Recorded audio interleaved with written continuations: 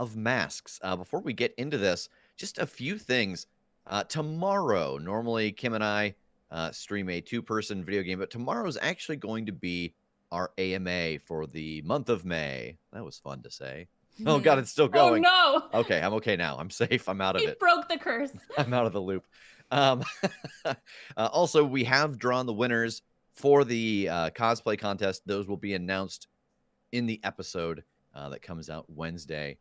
And yeah, I think that's it for now. We've got some more stuff at the end, but I will pass it off to Landon. All right, cool. Hello, everyone. I'm Landon. I'm guest GMing. Hopefully you've been here for a bit, but if you haven't, we're playing Masks: A New Generation, which is published by Magpie Games. You can find them over on Twitter at Magpie Official or online at magpiegames.com. And yes, I am a shameless shill. Go support indie creators. They're awesome. Now, we're gonna dive right in. Masks is the game about being teenage superheroes, and I have absolutely wonderful plans today. Nothing's going to go wrong. They're just gonna have a wonderful Saturday in teenage life, recovering from their hangovers from the party yesterday. That sounds great. On the cover, we see what appears to be the atrium of a mall. The ceiling is made of glass, and peaks of the Axion Terrace Islands are visible between the beams crisscrossing across the ceiling. A stage is set up with Visionary Corporation promotional materials all around it, and Calum Childs, the CEO of Visionary Corp, is standing on the stage about to reveal something. Standing near the stage, but covered in shadow, can be seen the outlines of the Guardians of Halcyon. The shadow continues to bleed darker behind the stage, almost seeming to take a form. A large crowd has gathered, with more passerbys from the mall joining in. Near the bottom of the cover, standing out from the crowd, our 4 heroes can be seen. The Omniverse Chronicles, Masks, Issue 4, Things That Go Bump in the Light. We open to our previously on panel on the inside of the cover. There's chibi art of our heroes in various stages of partying, with one art standing out from the other, Vex scrolling through files on a computer showing some rather incriminating evidence of Visionary Corporation doing some questionable activities. Would everyone like to remind us who they're playing and one thing they remember from last time? Sure, I am playing Sable. I'm playing the Nomad playbook. And my thing that I remember from last time is I did an anti-grav keg stand at this party. And landed it flawlessly. And pulled it off beautifully, yes. Legendary. I'm plating, I guess. Oh, I spin delicious. plates on sticks, but that's a whole other thing. But tonight I am playing the Nova, and the hero's name is the Codex Augury. And he is a math magician. So he uses the magic in his blood to manipulate the forces of the universe. And last week we discovered that when he starts drinking, he overshares a little bit. How much can he bench again? 230 pounds. 230. I am playing Harper Harris, otherwise known as Synthesis, and I am the Janus playbook. And while we were at that party, I ran into a girl that I know from my high school who also seems to be the president and founder of the Synthesis fan club, and has a crush on Synthesis, but can't seem to give a shit about my actual mild-mannered persona, which seems pretty on brand. And yeah, it was a weird party for me. And I play Vex, who is the delinquent. He is the teen teleporter who is the younger brother of one of the shining stars of the city. And I think the thing I remember last episode is meeting someone else who was the younger sibling of a star hero and getting really pissy about the fact that they were also trying to box me in a different way.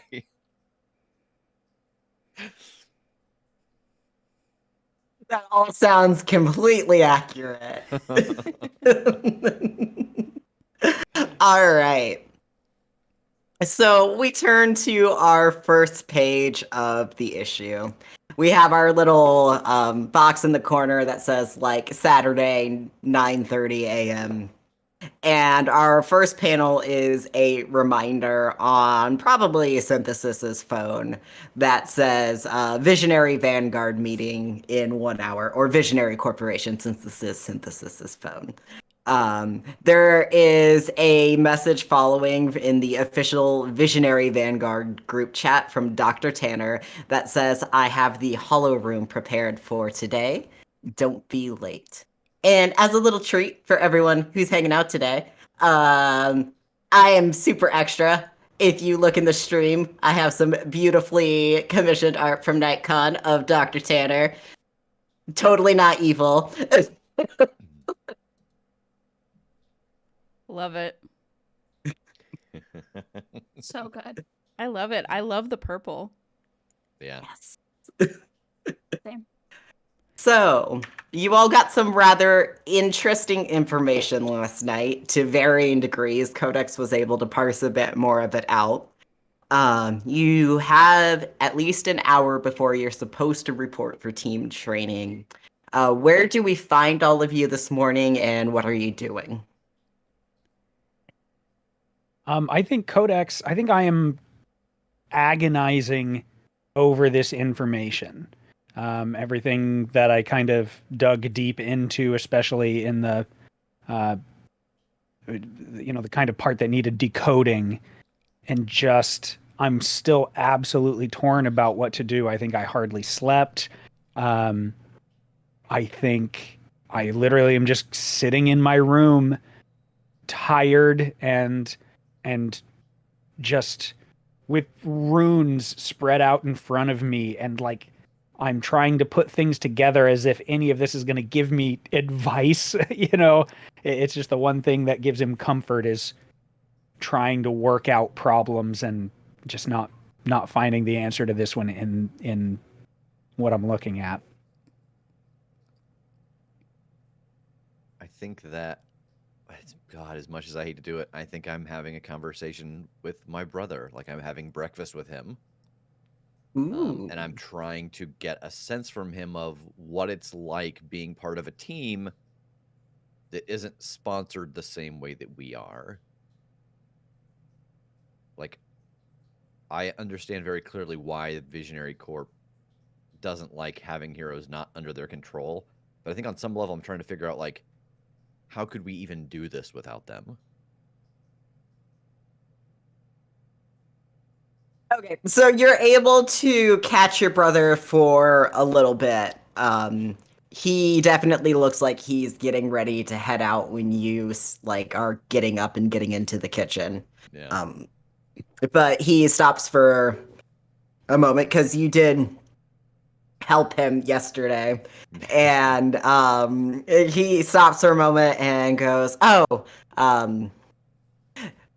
we haven't established what Vex's not Vex's name is." It's true. Vex's name is Asher. Okay. I am assuming at home your brother calls you Asher. Yeah.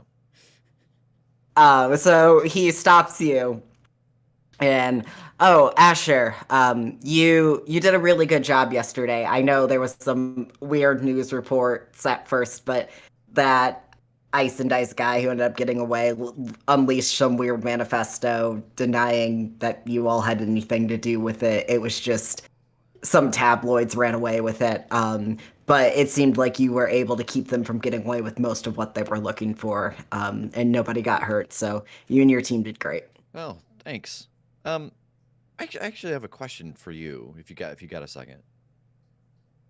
He looks at his phone and says, "Yeah, I mean, the team's supposed to be somewhere here in a little bit, but I think I can spare you a few. What's up?" Well, I'll tell you what. If it seems like you're gonna be late, I know a guy who can get you there super fast. Okay, what's up? Before you were on the team you're on, did you did you ever do any teams? I don't know how your sponsorships and stuff worked. Like, like we're run by the Visionary Corp. Did you ever work with any other teams that were that specifically run or funded?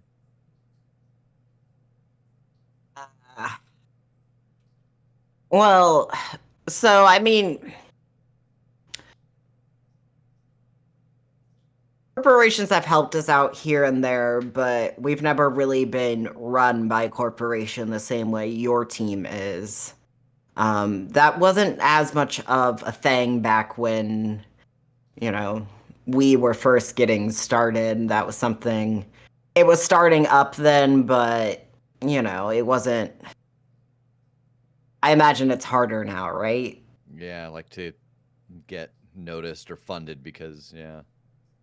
Yeah, they want to hand pick and cherry pick, whereas back in my day, and he rolls his eyes exaggerated because he's not that much older Yeah, than he's you, like really. 5 years older than me, and it's just like, yeah.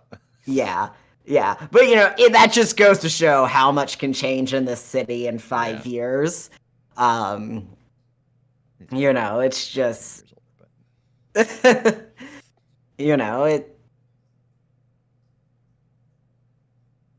it seems like things have gotten a lot more dangerous in the last couple of years, and because of that, there's a lot more concern about kids just running off and doing this by themselves. If, you're going to be out heroing, the public wants to know that you have backing and that you have support and that there's somebody looking out for you, who's taking care of you, who's able to provide you with training and with equipment and with healing should anything happen. It's just a lot. Yeah, it's really weird because like it seems like being on a team makes everybody safer, but it seems like just being like a vigilante would be easier because you just have to take care of yourself, but it seems like it would be more dangerous for you but easier financially. It's weird.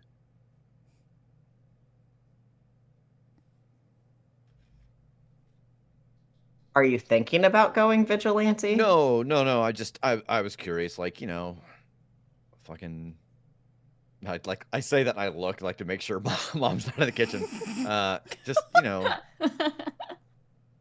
like you said, it's weird. Like you can't get, the money until you've already got the money.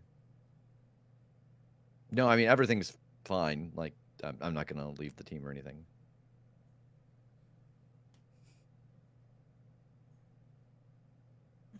He kind of like shifts and like crosses his arms and is like, look, normally I know I'm giving you a lot of advice that you're not asking for, but today it seems like you're looking for advice, so I'm going to take advantage of it.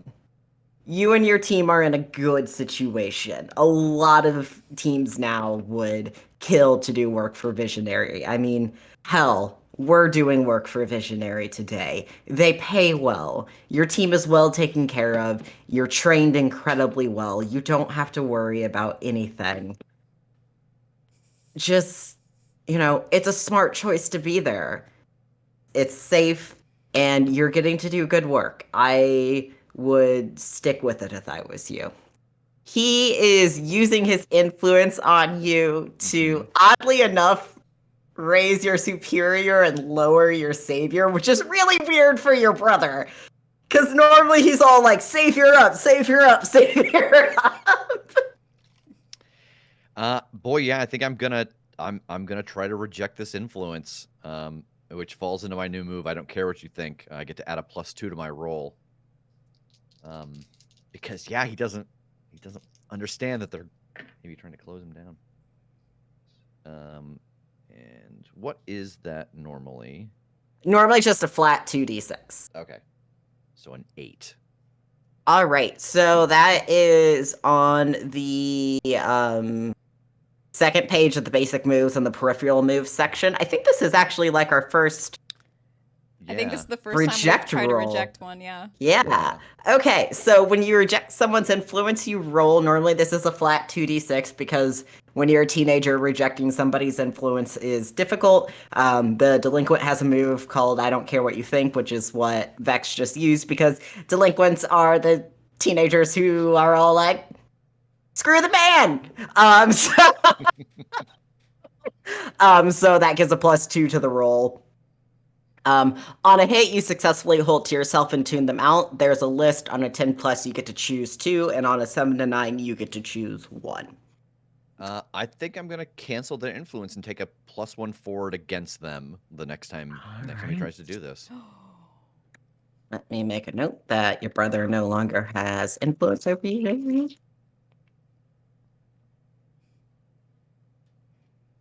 But I think that I try to put on like, oh yeah, that's a great idea. But in my head, I'm thinking, you idiot, you don't realize they're going to try to run you and everybody else out of business. It seems like they're going to try to close you down if they can't control you. But it's like, no, that's right. They, they totally touch him and teleport him away. Go to work. And then I have Get out of a here. sad bowl of cereal. Yeah.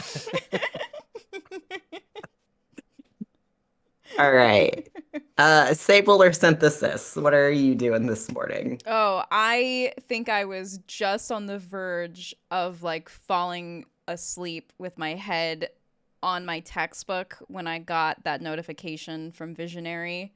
I've been up all night trying to do homework, but mostly worrying about this situation with Visionary, and so thus not getting any of my schoolwork done, but then also not getting any sleep done. So it's been kind of miserable. On top of that, as this message comes through, Harvey and Delita's brother, whose name I'm not sure I wrote. Derek is his name. Derek, okay.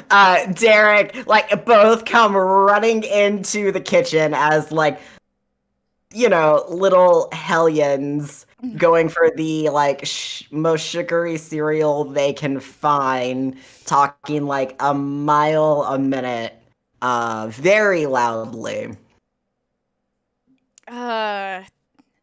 Hey, seems like you guys had a good night.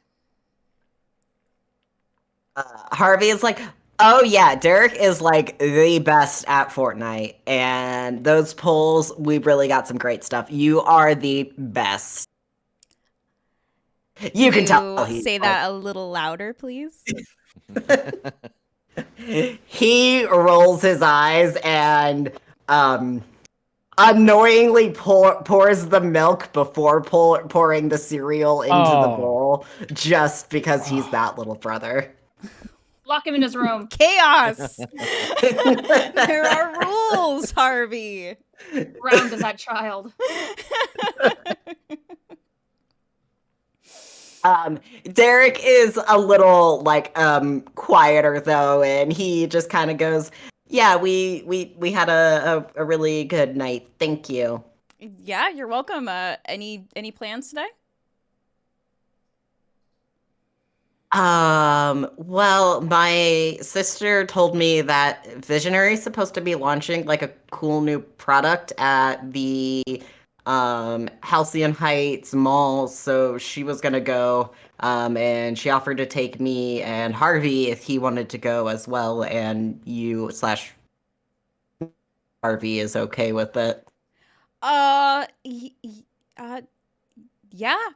If you want to go, that sounds fine. I've got some internship stuff that I gotta do. But if Delita's watching you, I'm sure that the two of you will be okay. Harvey was just like shoveling.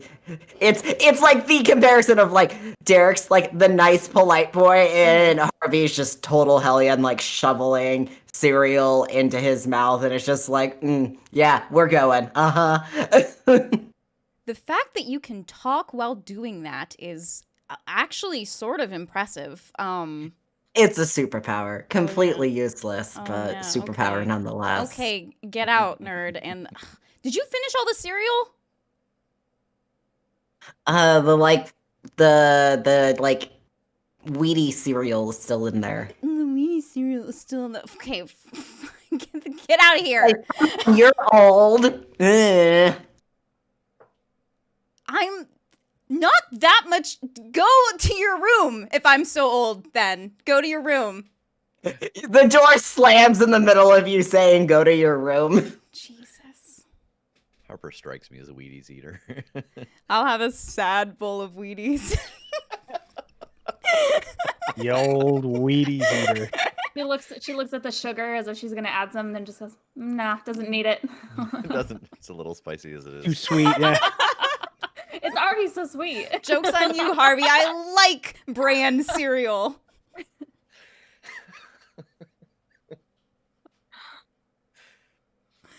Ugh. And Sable.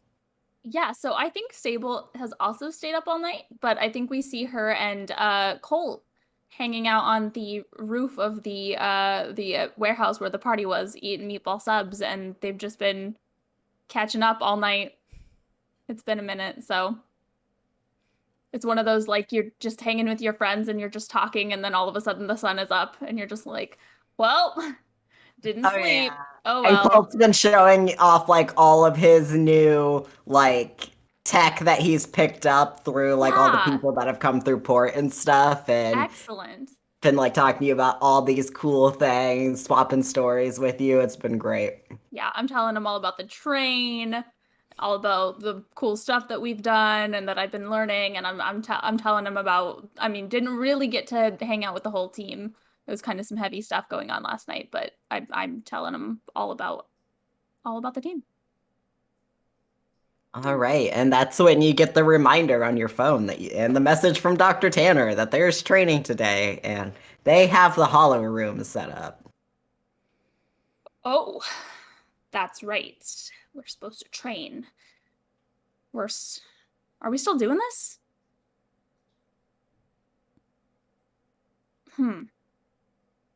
I think I bring up our group chat, and I send out a group chat like, hey, are we gonna go train, or are we staying away from?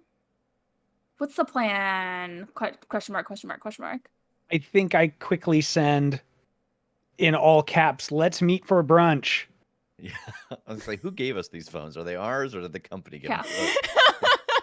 Yeah. Oh God, That's why that's I true. just kind of trail off, and I don't specifically. It's just like, hey, are we still doing this, or are we? Question mark. You know, question mark. I write out question mark. Mm. Good. She's I still learning how to appreciate that. text. We're getting there. Yeah. She types out winky face. Yeah, they're almost assuredly visionary phones. Okay. There's like a lot of visionary tech throughout the city.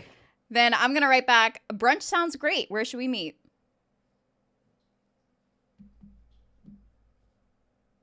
I'm just struggling to come up with a name of anything. Mm.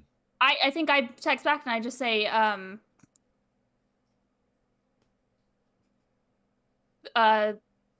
same place as last night.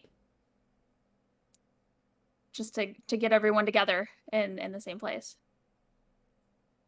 Okay. Okay. That way I don't have to go anywhere. Because I'm already here. Already there. Oh, I Awesome. love it. Yeah, I'll head there. Yeah.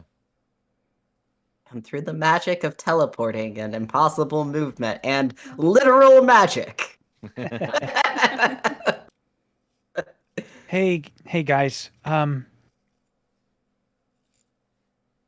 don't know what to do. Hey, That- I yell down from the roof, "I'll be right down," and then I say goodbye to Colt and tell him that I'll meet up with him later, and I head down to meet up with everyone. As we get the panel of Sable jumping down, we see like a little like sparkle effect behind her as like Colt just legit uses some sort of portal teleport device and just off somewhere else, who knows where. Love it. Wow.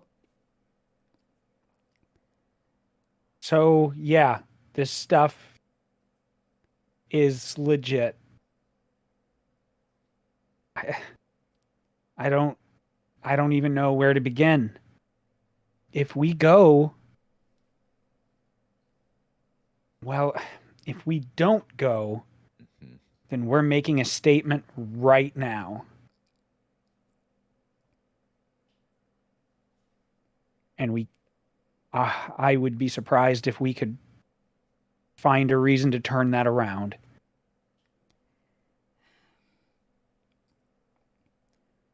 I mean, I don't know. I come up with reasons for why I'm not where I'm supposed to be all the time. We could just say we were doing our own training and forgot. That gets us out of today. What about tomorrow when they try to send us on a mission?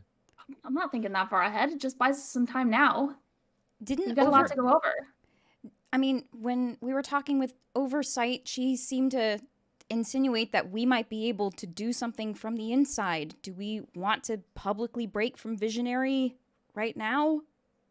That's exactly what I've been agonizing over all night is what is the step? What can we do from the inside? What do we even have access to? I mean, yeah, we've helped out with a few things now, but we're glorified sidekicks. If we're going to do this, I mean, obviously we have to go. We have to go. If we want to be useful, otherwise we're just planting our flag in the ground saying that we're done and we're going to be seen as the villains now.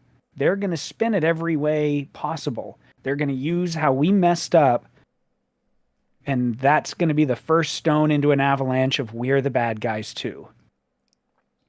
It's not So even we that. have, If we don't go, we're going to be replaced by 10:05. yeah, And so it'll just be a new group of 4 people who won't have the same information we have, doing whatever it is Visionary tells them. I talked to my brother this morning just about funding, and he said that there are so many people who would kill to have these positions. Okay, so we stay and we do whatever Visionary wants us to do to keep our cover, even though we know that what they're doing is wrong and that they have their own plans. I mean, at one point do we stop being undercover and start being accomplices? yeah, I've been running algorithms to try to understand what level of involvement we can keep and stay under the radar, but I'm I'm trying to solve an equation that we don't have half of. We don't know what they're going to send us on or who else is going to be involved. So I don't know. I need to stop doing that. I need to stop trying to think ahead and rely on you guys. And I'm sorry that I didn't. And I'm sorry I don't have any answers. It's okay. You've given us information and that helps. We'll figure out the answers together. I mean, at least today all we have is training. They're not sending us out on any missions, it doesn't seem. Yeah, who knows what's layered underneath the training, though. I know. But at least we know. That's the difference. It's just like at the last mission we went on. We can go. We can do the thing. But we can actually talk to the people. If we had known this, imagine what our conversations would have been like on that train. Instead of just knocking them out and taking them to prison. We could have talked to them to figure out what it was they were trying to do. And they could have gotten away. Yeah, we have to be careful on that too, though. Too many of those, and we're just as replaced for being perpetual screw-ups. Yeah, but I mean, no matter what, we're out eventually. Like, Yeah. there's no game you can play where we get to be on both sides the whole time. Yeah, you're right. What are we gonna do to take them down, though? What is this? Prove what they're doing? Find. I mean, we have that, don't we? I don't Sort of. think that's a question we can answer. I think if we decide that we don't like what they're doing, we have to have another conversation with Oversight. It seems like they're the one with the master plan. They're the one who wanted to get us this information. Yeah, this, and I'm just holding up that drive. This is like the most sweepable under the rug type of thing possible. We need something way bigger than this to have any kind of effect. I mean, it took us some serious digging to even make sure that this is what it is. This isn't newsworthy.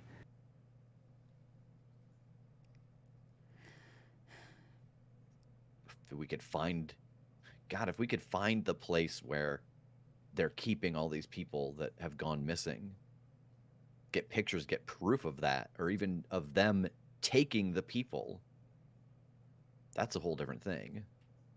Yeah. Visionary could try to cover it up as much as they wanted to. If we got it to the media or put it on the internet, they can't. It would do something. Yeah. And I know this is too much planning ahead, but it's that part of me that just wants to get the nail, the one, the one we can drive home.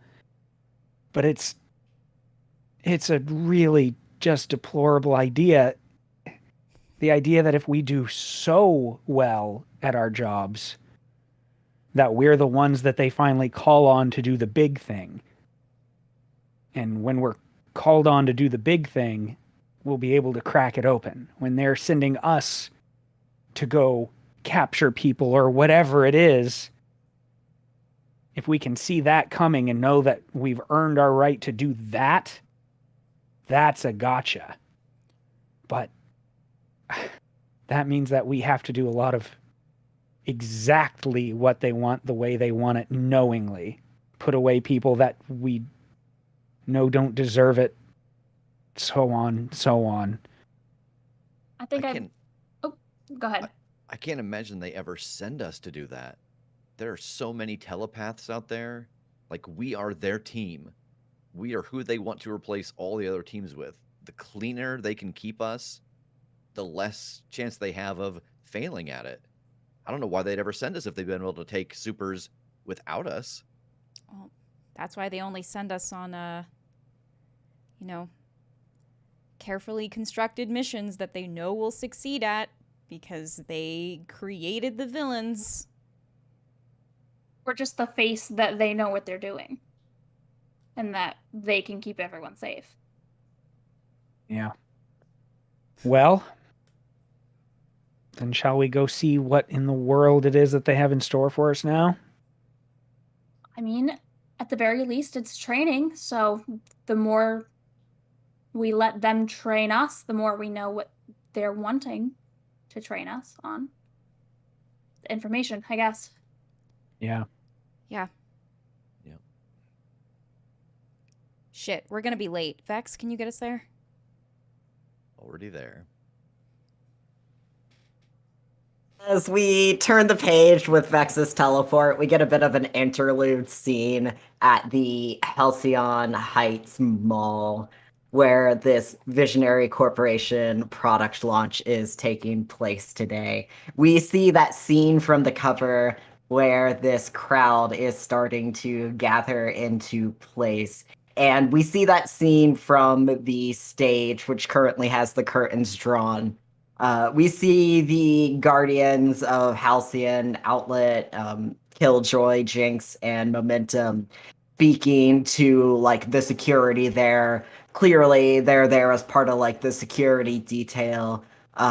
Caleb Childs is kind of like pacing back and forth doing that thing where he's talking to himself, talking through some talking points. Doesn't even have any. He has like a holographic like index card in front of him that only he can see. And above him, we see a bit of a shadowy form move across the beams. And we turn the page back to your base in Visionary headquarters as you all poof in. Exactly on time, because that is Vex's superpower.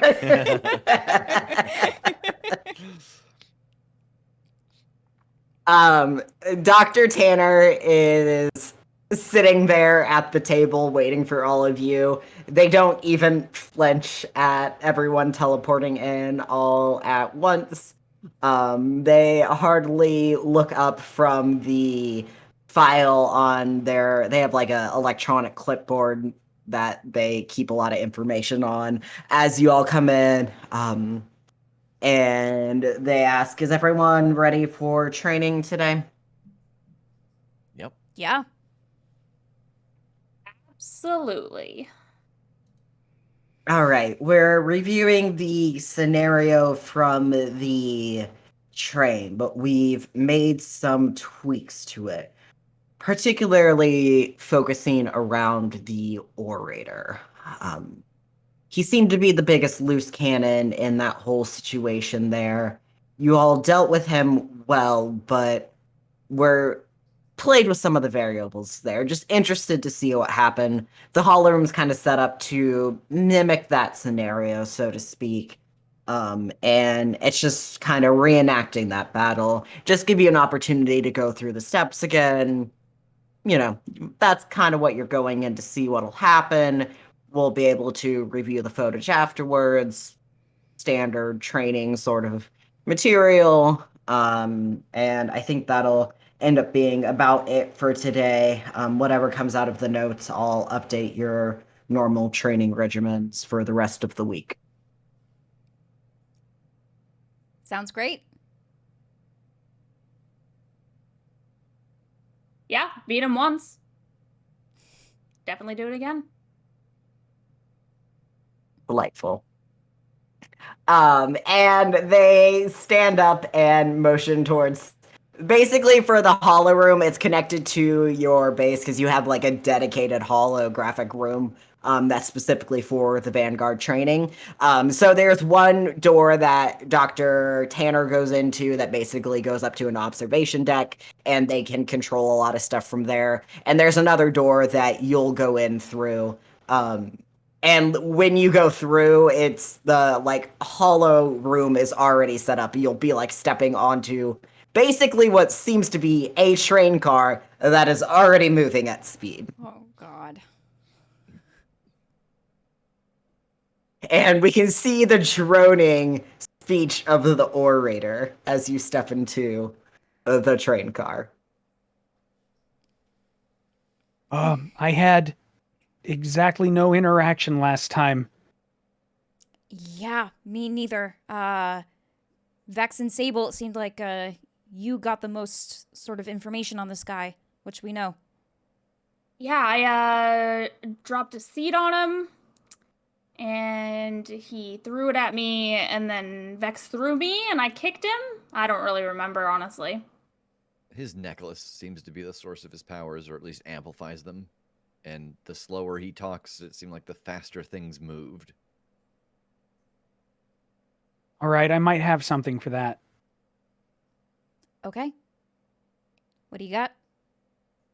If I can get within sight of that necklace, I might be able to get it. All right, let's go. All right. Maybe make a distraction for me so he's not paying attention to me. Yeah, I think I can do that. Oh, Yes? All right. So as you move further into the train car, you notice that Dr. Tanner had mentioned changing some variables. This first train car that you'd stepped in, it had already been moving at speed. It seemed to be daytime, replicating basically exactly that situation. As you step into the next train car, you hear a crash of thunder, and the car shakes as you step into it. And it's already pretty rapidly accelerating, much faster than you remember the orator being able to before. inclement weather. Nice touch. I'm grabbing onto the wall, anything that I can just anchor myself to. I want. Are you okay, Sable? Was that thunder? It wasn't storming. Yeah, I mean, Tanner said that they'd made some modifications to the simulation. It's A storm? How is this Yeah. gonna help? How is it? Wait, how is this gonna help us? we're I don't not think always it's to gonna help us. fight on beautiful days, Sable. Are you Are okay? you okay? Yeah. Yeah, it's fine. It's not real. That's right. It's not real. None of this is real. It's okay. Yep. All right. Let's kick this guy's ass. Let's go. Okay. Sable. Oh no, you go. Just as we go, I am trying to build my burn. Go ahead and roll that. Yeah. Okay. Welcome to Build to Burn. How may I help you today? 8. So I hold my 3, but I do have to mark a condition. What condition are we marking? Oh God, I'm just so tired here. What would feed into that? I feel like insecure. I think there's a level of fear to Codex trying to be undercover in any context.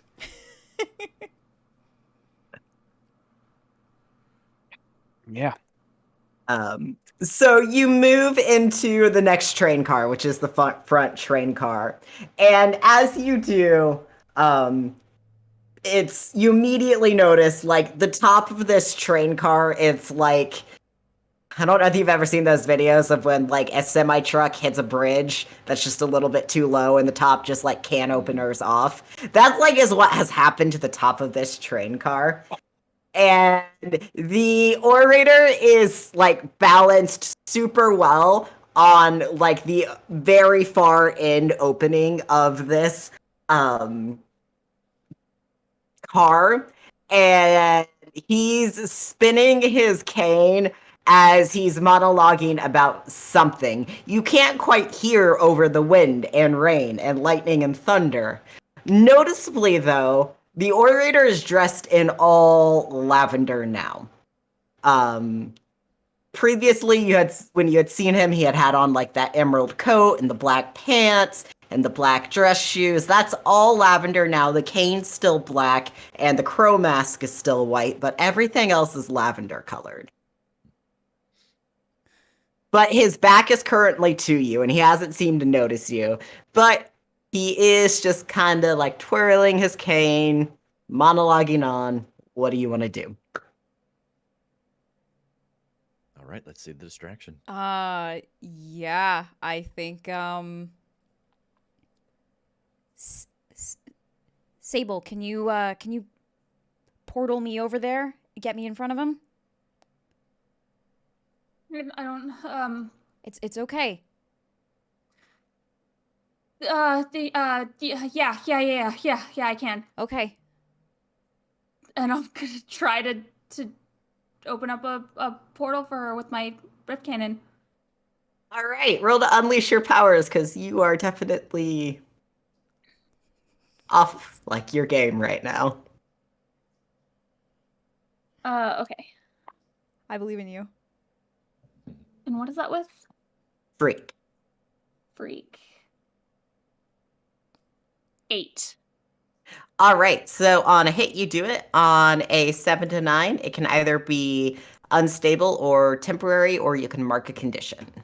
Unstable for sure. Good. All right. Good.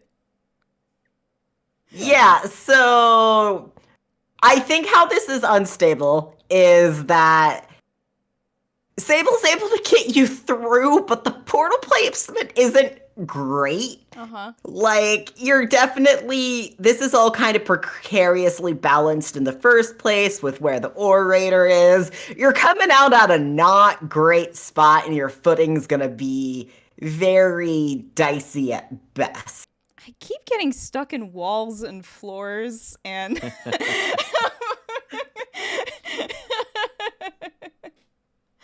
But yeah, I think I'm trying to make a distraction for Codex. So if I get closer to him, then I think I just roll super easy. I want to turn my fist to steel and just try to punch him. All right, roll to directly engage a threat. All right, remind me what that's with. That is with danger. Oh, that's not a good stat for me right now. No. 7. All right, on a 7 to 9, you get to pick one.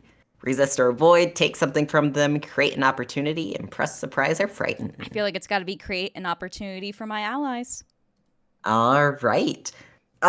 So we see your fist turn to steel, or iron. Sorry, I forget what you said. And you land that shot solid on the orator, just like dramatically. We get the like big, like spiky, bam bubble as your fist makes contact with the orator's face, and his chrome mask kind of cracks dramatically with a flash of lightning. And both of you go falling backwards into the train car because your footing was off balance. He wasn't expecting this hit either. In the process, he just unsheaths his sword cane. And as he does, you feel it's like slice across the upper part of your arm that you hadn't turned into steel because you had focused it all down into your fist.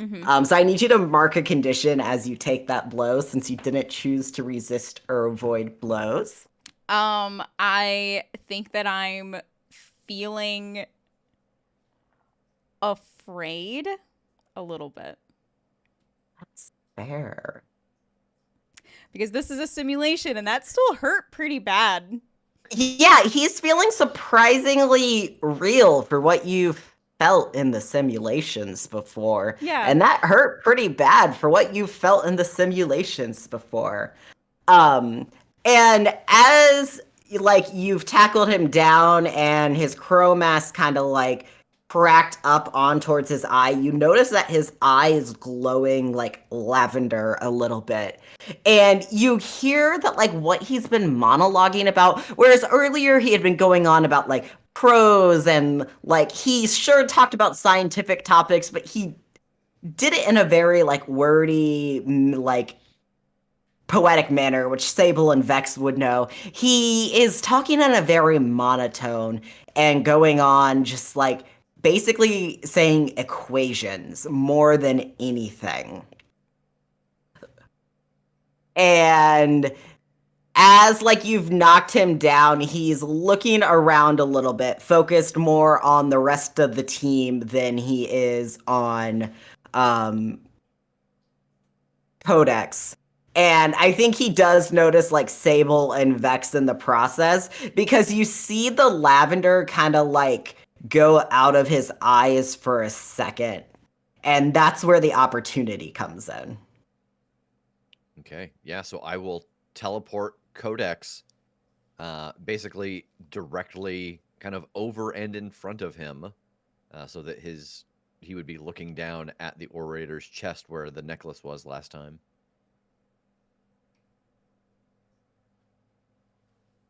Okay. Yeah. I mean, if we get there, do I see a necklace? There is a necklace. I love that indefinite article. Good.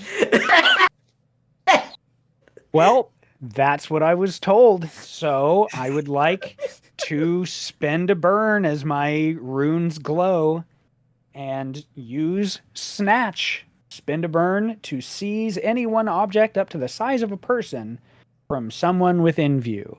So unless this is like a Flavor Flav necklace, in theory. No, it's not. It's definitely you are able to seize it. And it kind of like it actually comes unclasped off of Coda off of the orator's neck. I'm sorry, I'm struggling with words a lot tonight. It comes unclasped off of the orator's neck and like goes flying through the air into your hand. And you don't know what the orator's necklace necessarily looks like because you weren't the one who stole it before. But our readers would recognize it because they got a really good look at it before when Sable stole it. And this doesn't quite look like the orator's necklace. It does look like a technical imitation of it, though. There's definitely, like, you can tell that this is something that's technology based though and not magical based, but it's in that weird realm where like math is magic. This is in that weird realm where technology is starting to verge onto magic. Okay. I got it. It doesn't seem like anything's changing immediately. Yeah, I want to kind of like look around and see what's going on above us and around us now that he's been separated from this.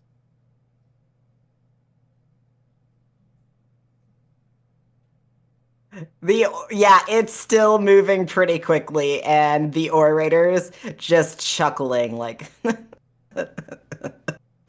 very lowly, very like unsettling. Okay, so I think I just take a bunch of really deep breaths, and I want to shoot a portal against the wall, towards the front of the train, kind of in front of where the oratory is, and then I want to stay along that wall, but use my anti-grav pack to get up high and see what I can see outside of the train. Like, am I able to see like? Would you ground? like to roll to assess the situation? Or, I guess, what are you trying to ultimately get? Okay, so ultimately, I would like to shoot another portal under something that's stationary so that it comes through into the train and then the train's velocity makes it hit him and disrupt what he's doing. I do think you need to assess the situation for that, because you can do like a what here can I use to Excellent.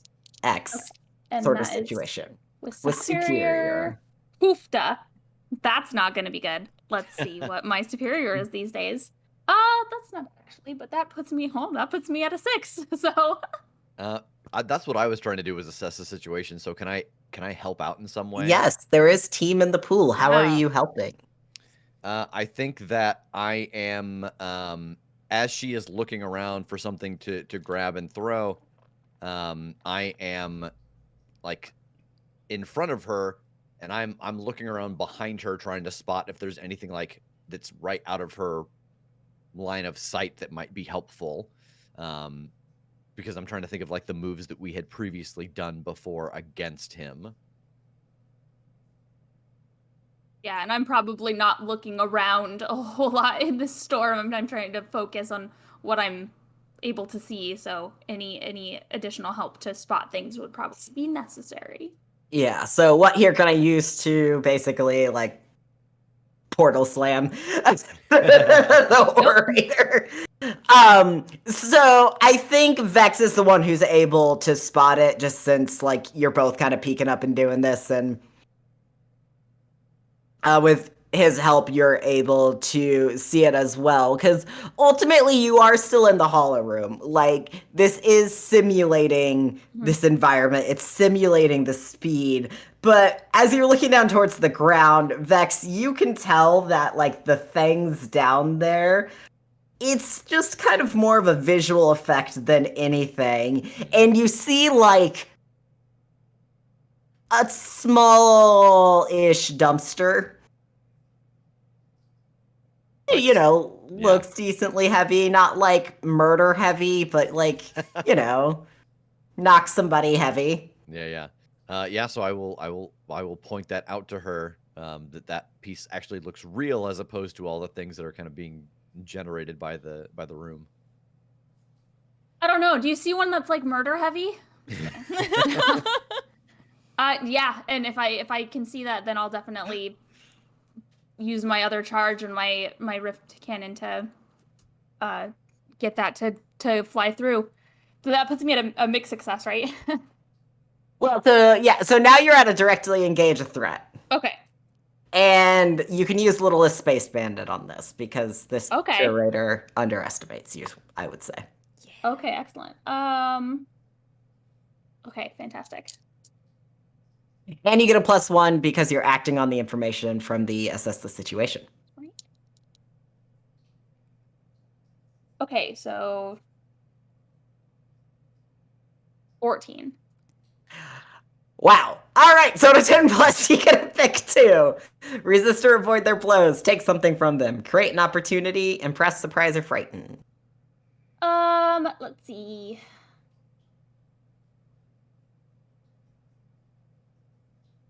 Let's see here. I will create an opportunity for my allies by basically hitting him with a dumpster. Okay. You know, I imagine you guys could make something out of that.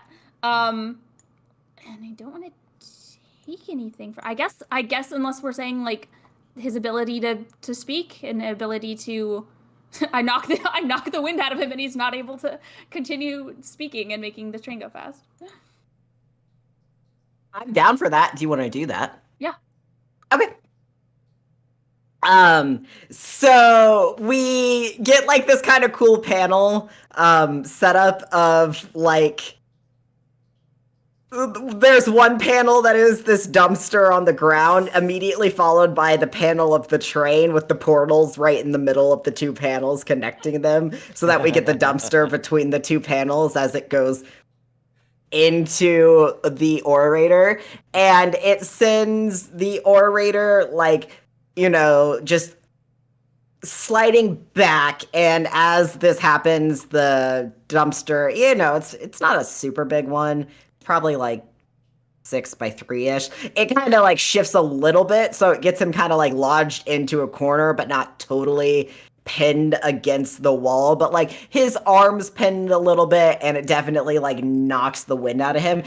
Sounds surprisingly solid as he knocks like that back wall of the train car. But before that all happens,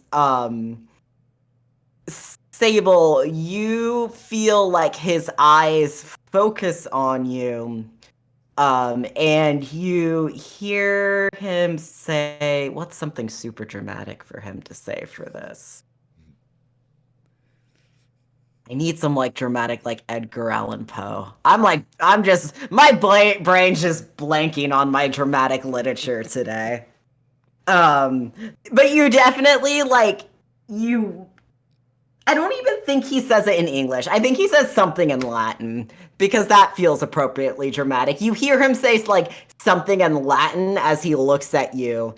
And even though he doesn't have the necklace, like you feel almost like this percussive blast go back into you. Now I have an important question. Are you standing within proximity of your portal?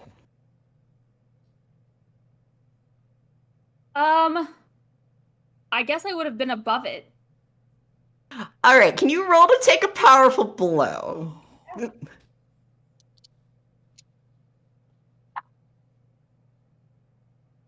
this is plus conditions marked, so that's a flat 2d6 for you. Gonna be an 11. Ooh. 10 plus is the good options. Yeah.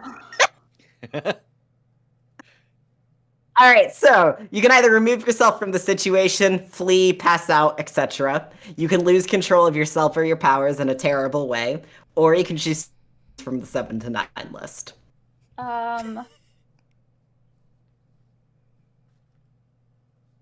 It's so good. One choice.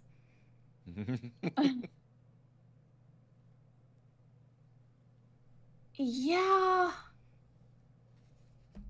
I don't know. I kind of want to take the 2 options. That's totally fine. You can take the 2 options. I think that I'm trying to do my best to prove that I can be a part of this team and be a hero along with these people and their powers. But I just can't think past the storm. And so I think I'm gonna mark 2 conditions, and I'm gonna give ground. All right, what 2 conditions are you marking? I'm gonna mark afraid, and insecure. I love when almost the entire team is I insecure. feel real insecure right now. And the opportunity that the opposition's going to get here is that when that percussive blast hits you, you slip, and you're slipping towards your portal. Now, I'm not going to make you fall through because someone on the team could do something about this. Now, everyone else on the team, you see this happening. You know, you have an opportunity where the orator is pretty caught up right now in being pinned and like the wind knocked out of him. He's not speaking currently. And he's much more focused on like trying to get his arm and shoulder unpinned. You also have Sable about to fall through her portal onto the ground, which would She not be great. just opened up to me about how bad she felt hanging from that building. And so there's no way in that moment that Vex lets her slide into that portal. I think I'd pass up the opportunity with the orator to grab a hold of her. Roll to defend someone. Okay. And since you have influence over her, you get an extra +1 on that roll. Because Okay. it's a roll targeting her. I also have a +1 forward from team what team? I used a point of team unselfishly, and Nice. so I get a +1 forward the first Look time at I do you. that. Look at you. Nice. And that is with Savior. ooh. Okay, 8. Awesome. So, on a hit, you keep them safe. So good job, keep them safe. Okay. So you can add a team to the pool, take influence over someone you protect, or clear a condition that has to be your condition. So that's not an option because you don't currently have any conditions marked. I need to hit you more. Sorry. That's fair. So I will add a team to the pool. All right. Oh, or mechanically, I could take influence over her, but since I have it, that gives me a point of potential. Is that how that works, or No, so that's kind of the weird thing that happens with the nomad if you would take influence over the nomad, but you don't already have influence, because a lot of weird things with the nomad and influence. What you would do instead is you would shift her labels. Because if you have influence over someone and you would get it again, you move their labels. Oh, I see. What are your labels right now? Danger 1, Freak 0, Savior 1, Superior 2, Mundane -1. Okay, I'll add a team to the pool. All right. On a 7 to 9, though, it costs you. You can expose yourself to danger or escalate the situation. Boy, I think I expose myself to danger. I don't think it's very often that I turn my back on something to teleport around and grab someone else.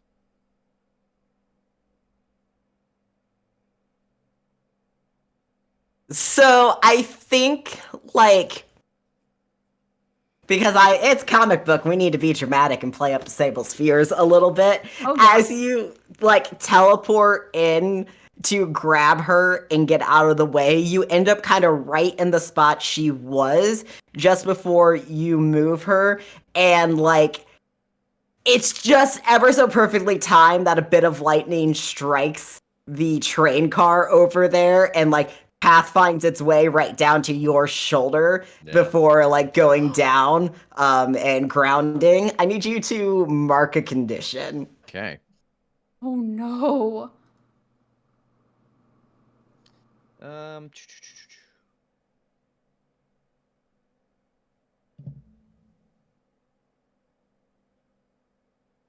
I think it's gonna be. Boy, I'm torn. I think it's gonna be guilty because, like, we came in and Codex said he had a plan that we could get him, in sight of the orator, and like I took my time to teleport him in front of the orator instead of like just teleporting in and grabbing it myself and having him do something else. And so like I'm feeling like guilty about how I should have used my time instead of just being a taxi. All right, but Synthesis and Codex, while that all was happening, you still had the chance to take advantage of that opportunity with the orator dealing with the whole can't speak, crushed situation. Yeah, I kind of want to, like, none of this is turning out the way that we thought that it would. Like, we took the necklace and it's not, and it didn't seem to do anything. And also, like, he looks unusual. Is there a way for me to try to, like, figure out, like, a better course of action for dealing with this guy? You like to assess the situation. I would like to. Go ahead and roll with Superior. Okay.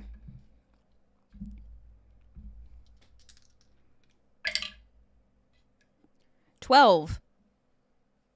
All right. So on a 10 plus, you get to ask 2. One of those questions is, how could we best end this quickly? How could we best end this quickly? Yes. So what you notice as you're standing there, like, what is going on? This is weird. You know, currently the orator, like, with where he's standing, he's shielded from the rain and, like, enough of it, he's kind of drying pretty quickly. And you notice he's sweating. A hologram should not be sweating. This is the orator. 100%.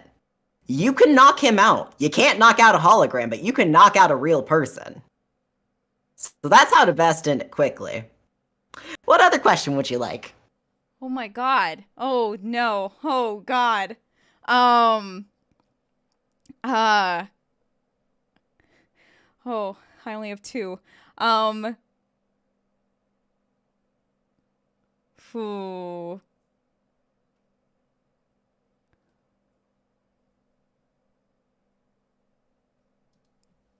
What here, if anything, could I use to help build our case against Visionary?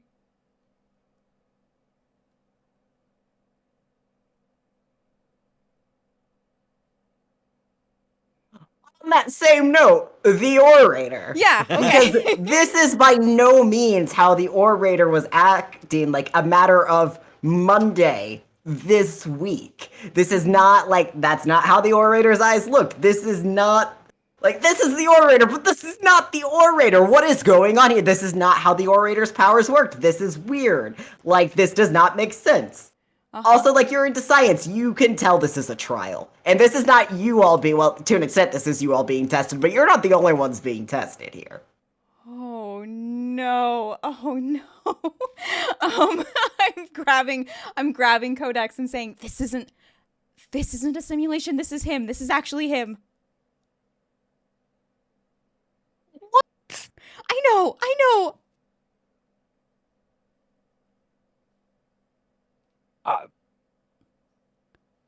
God, like the thousands of thoughts going through the brain right now of, like, how do I communicate literally in their stronghold and their simulation? How do we get this guy out of here? I can't ask the questions. I can't say anything. Holy shit.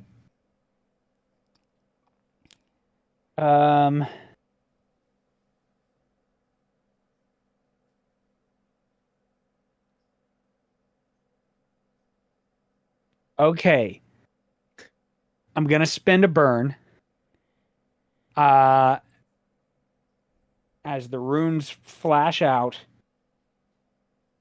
for elemental awareness. Is there anything in here? How do I ask this?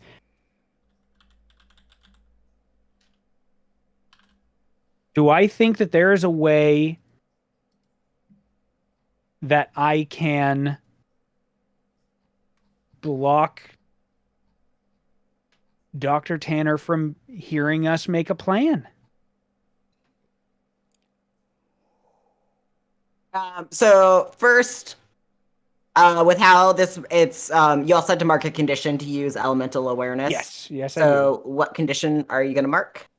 I do. It has to be afraid. I am suddenly terrified. Okay, and then do you think there is? Well, I'm going to change that because this is elemental awareness. You're opening up. It's not even. Do you think? Is there a way that you can keep Dr. Oh, Tanner from fair. like hearing you all make a plan? Really. So, like, it's storming pretty bad. You know that they would have set the storm within like tolerance limits of the microphones in here working.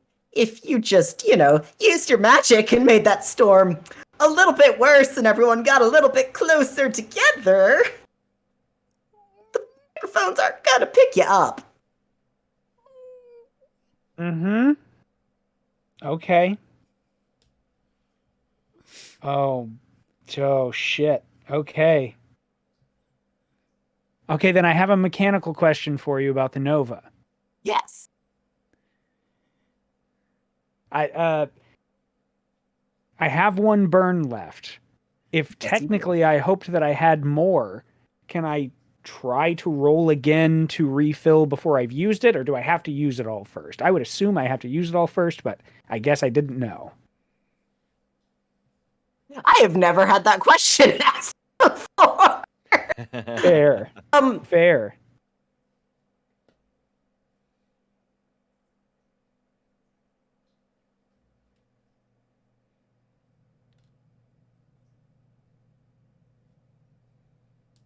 I'm inclined to just let you go ahead and roll it. I don't know if that's technically the rules, but personally, table 'Cause rule, I- I'd let you roll it. I would imagine I'm not like, I'm not adding 3 more to the one I have, or anything Yeah, like that. I assume it would just- I would say, if you roll and you have a whole hit, you're gonna hold 3. You're not gonna add 3 to the one you're holding. Right. Okay. Okay, then I think I do that burst. And probably Synthesis sees this sort of galaxy braining in the span of like a 2 count. And then just the tiniest little smile, and I start pulling the runes in again to build that burn. Well, you get a +2 this time because you have 2 conditions marked. I do, which brings me to a 10. Yes. Nice. Boom. Okay. I've just done a whole bunch all in a row, so I don't, I don't, I'll sure keep going, but if anybody else has anything they are interjecting here. No, I mean, you just Nah, took man, the I time think- to get that burn. I think Yeah. you should use it. Yeah. Okay. Okay, then I think I'm like gesturing for everybody to get close if they can. Like, come in, stay on top of him, don't let him move. And I want to float up a bit and burst those runes out. Now I'm spending. Oh boy, here we go. I am spending 2 burn for overcharge. In the hopes of reshaping my environment. All right. You do it. All right. What does it look like? Like, give me that panel. Give me this awesome 2-page spread as you use this overcharge. Because, like, you are a Nova. You have these extreme powers. What does it look like as you, like, reshape? Because, like, basically your math magic is interfering with technology here. So this is awesome. Okay.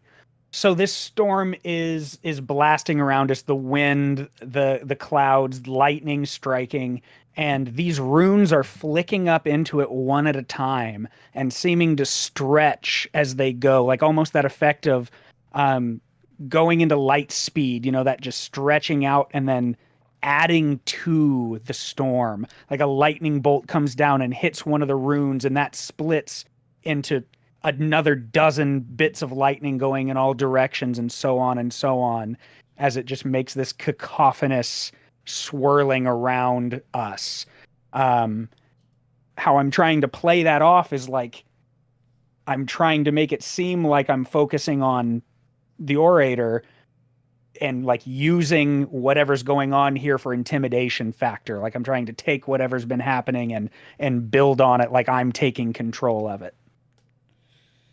I think Sable is covering her ears and screaming at this point. Oh, baby. I'm so sorry. Oh. If we get to the other scene, everybody else gets their comeuppance, I promise. Oh, baby. Yeah, like I've just been hit by this bolt of lightning moving her and she crumples down. And we have heard him tell us to like group up close to the orator.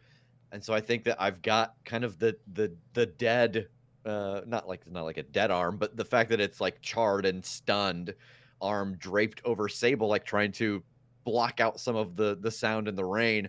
But I teleport us over to where the orator is. I don't know what the fuck's going on, but it's what I've been told to do. Yeah, and I think I'm just like leaning like on the dumpster, just trying to sort of hold the orator in place. And the minute that that Vex and Sable get here, I'm like, this is him. This isn't a simulation. What? And what you notice as like Codex's magic interferes with the hologram and the tech around you all, that like lavender glow that was in the orator's eyes starts to fade away, and like his eyes start to return to their normal color. Oh gosh, like the connection of his eyes being weird and her saying that he's not in control. With my good hand, I'm gonna punch him in the head.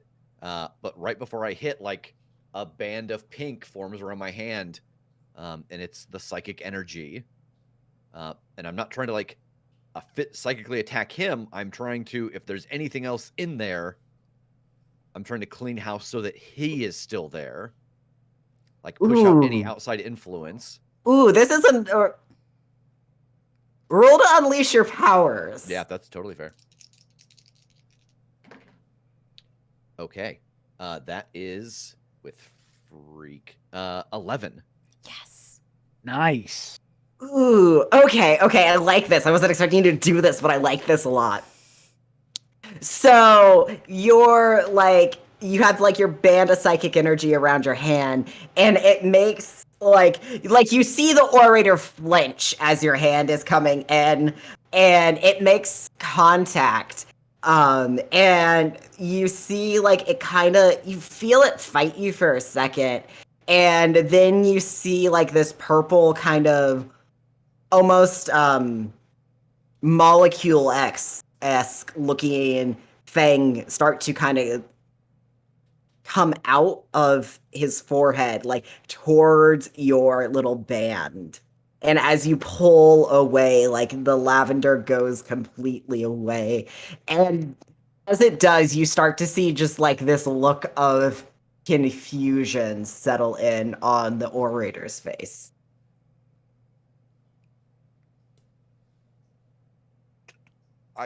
My hand is still like out towards him, and I think I teleport him away. Because as far as we know, he's a hologram. So when we're done with this fight, he should be gone, and that's the story we can play. And so I teleport him away. Where do you teleport him to? Do you have an in place in mind, or just away? I do. I have a specific place in mind. Do Okay. you want me to tell you, or do you want it to be a surprise?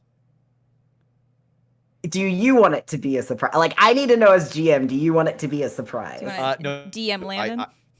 No, I teleport him to the abandoned barn where we just had the party. Okay. You are under stress. I need you to roll to unleash your powers to do this. Shit. Wow.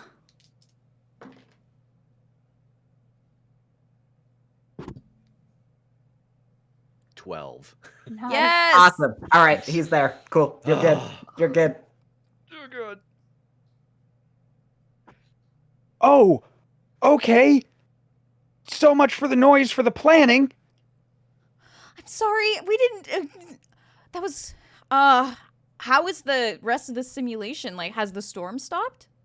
I mean, other than Codex's storm, I guess he's made it. The storm has not stopped. Turn it off, turn it Not off, turn it off! stopped yet. I'm just yelling, turn it off. Yeah.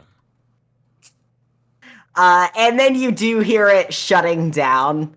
And like all the hologram starts to shut down. You're standing on a platform. But before you're able to say anything, do anything, you hear Dr. Tanner's voice come over the intercom. I'd like to review this footage as a team, but before we do that, there's an incident at the Halcyon Heights Mall that we need you to respond to immediately. What's happening?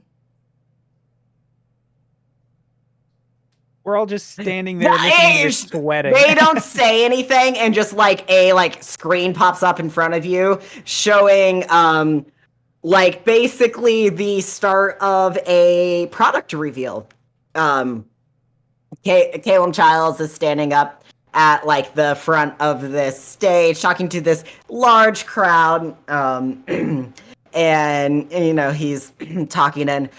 Hello, ladies and gentlemen. Today I'm very excited to reveal to you the new and extraordinary, free to all, visionary nightlight. It is a home security system that will tie you into local law enforcement and heroic team security so that at any time you may, at any moment, have immediate response to any security concerns. And as he's going on, you see like the shadow in the background kind of start to coalesce and build up into what looks like chimera. Like it has like that sort of like lion griffin-esque shape, and it's like large, and like people start to like scream.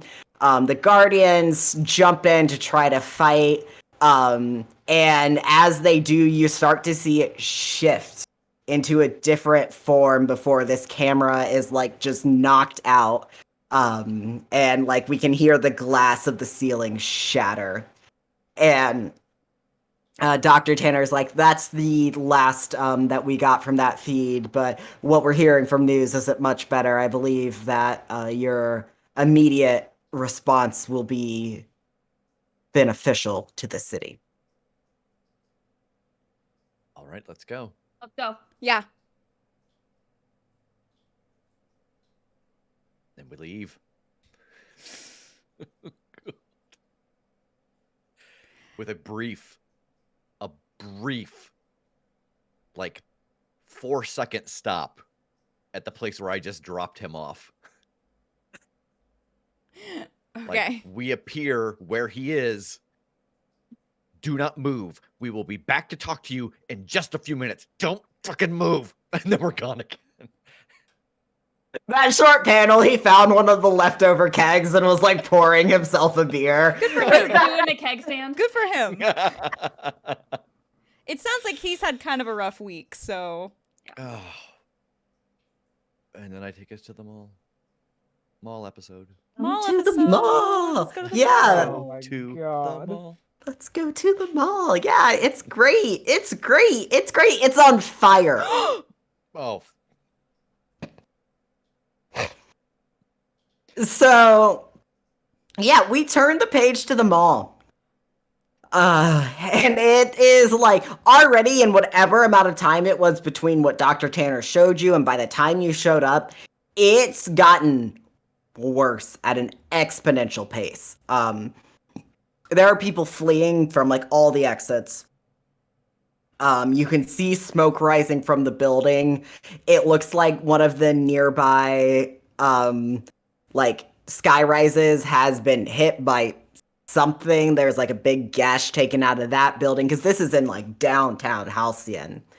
And you can see like the movements of this shadow creature as like it's fighting something in towards the center of the mall. Did you like go right into the atrium? Yeah, probably. All right, so as you're coming right into the atrium, you see that most of the guardians have been taken down by what the text in the comic books lets us know is the Nightmare. The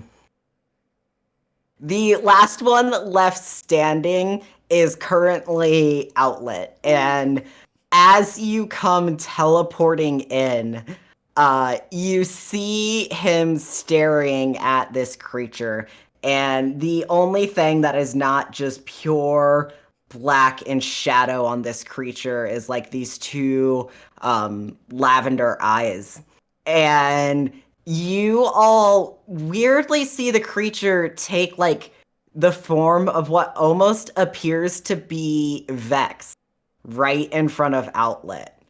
And like say something into like Outlet's ear that none of you can hear, and you all see Outlet fall to his knees before passing out. What do you want to do?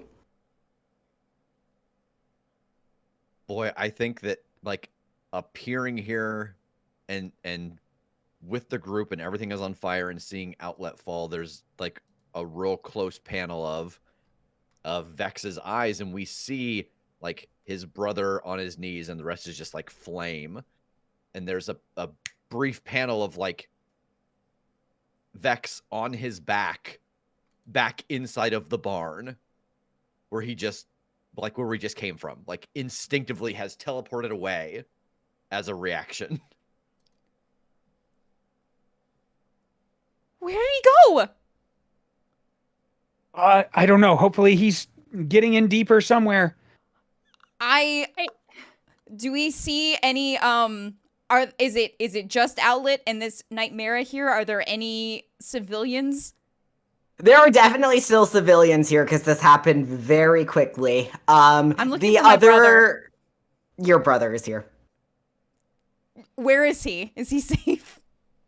You know, safe is an objective term in a comic book. Uh-huh. He is currently safe. Okay.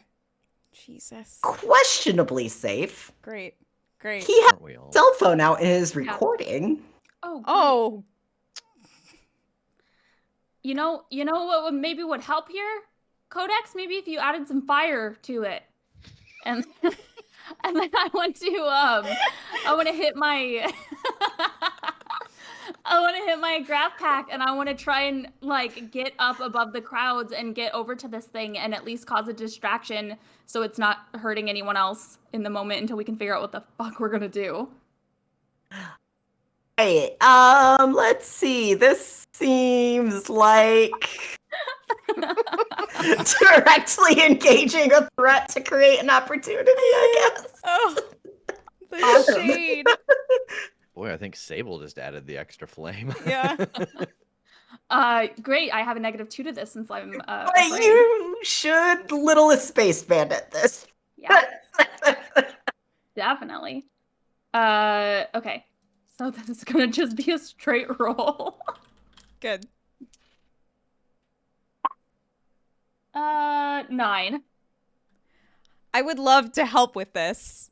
All right, how are you helping?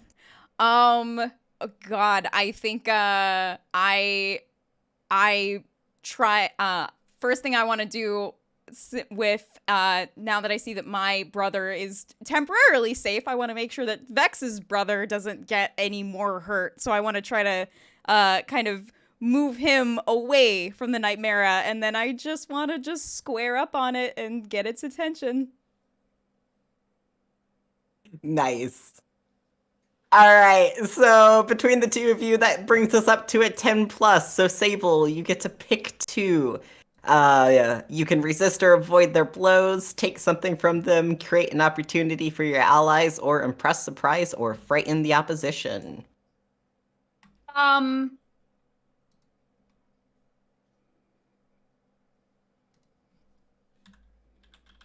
I think I want to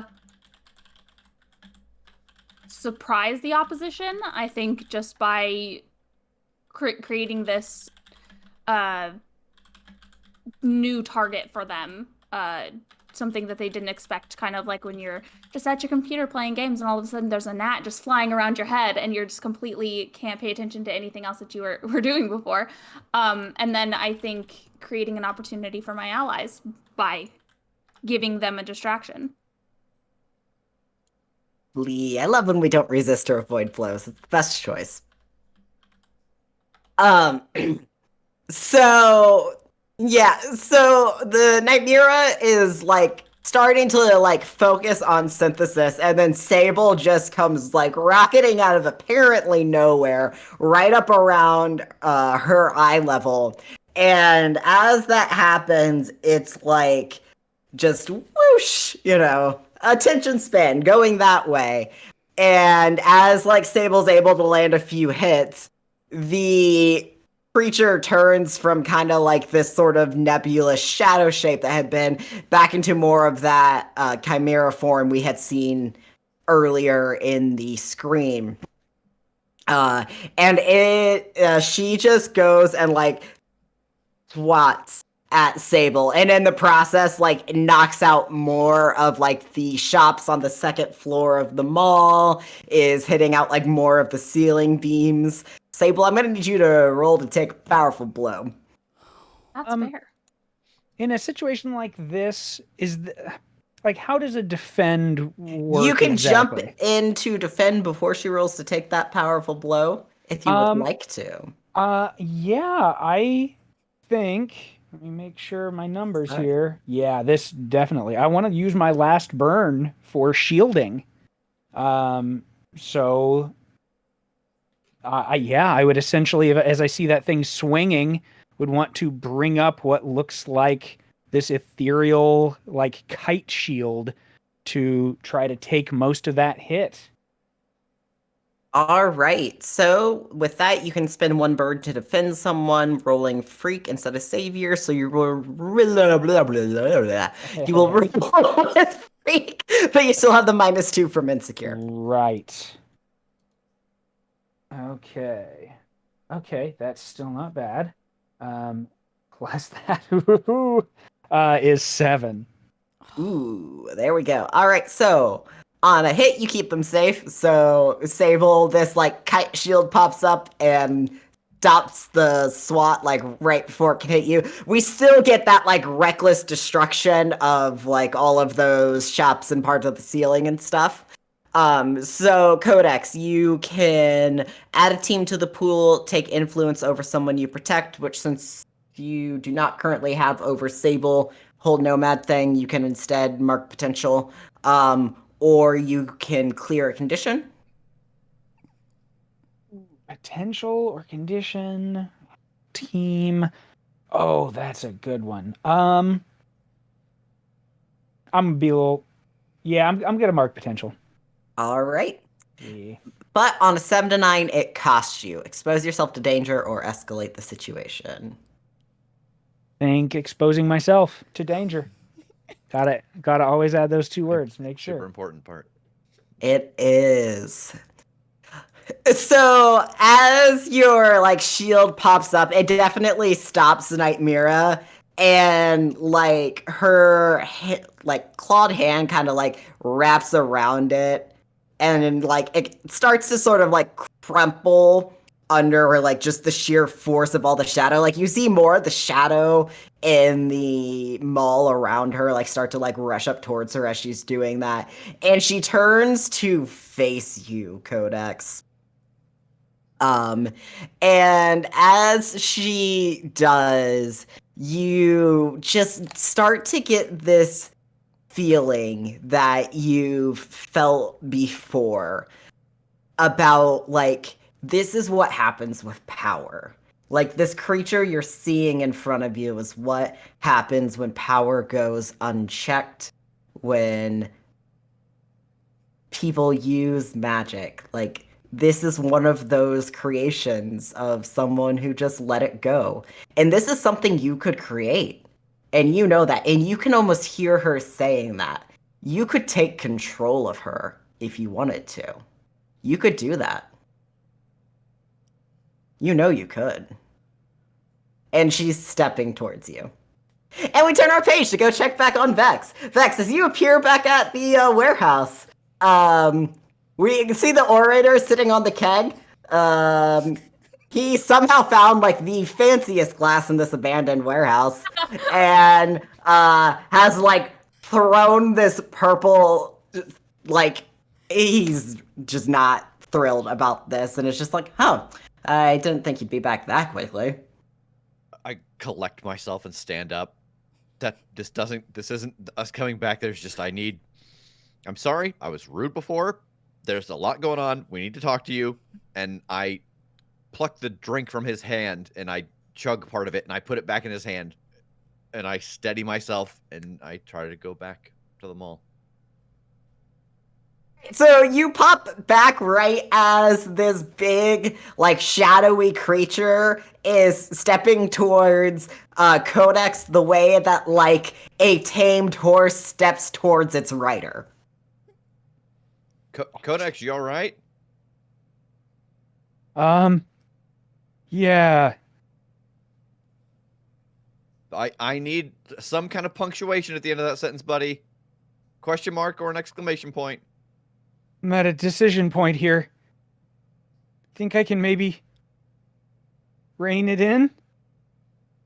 Oh, good. No. Right? No. No, I don't think it is. Hey, Codex.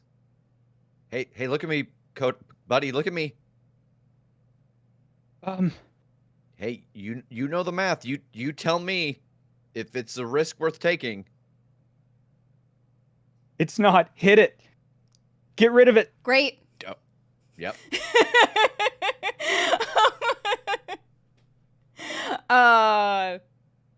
Yeah. Math is subtract. Who? How tall is this night mirror? Yes. Yes? Mhm. Okay. Very tall. Great. Who? Looks like Please jump on it. What? Yeah. Nothing.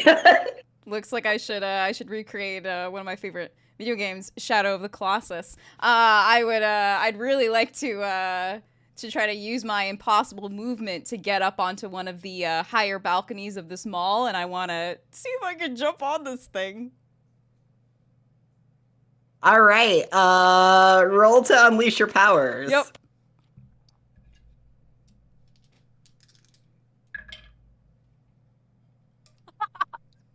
Nine.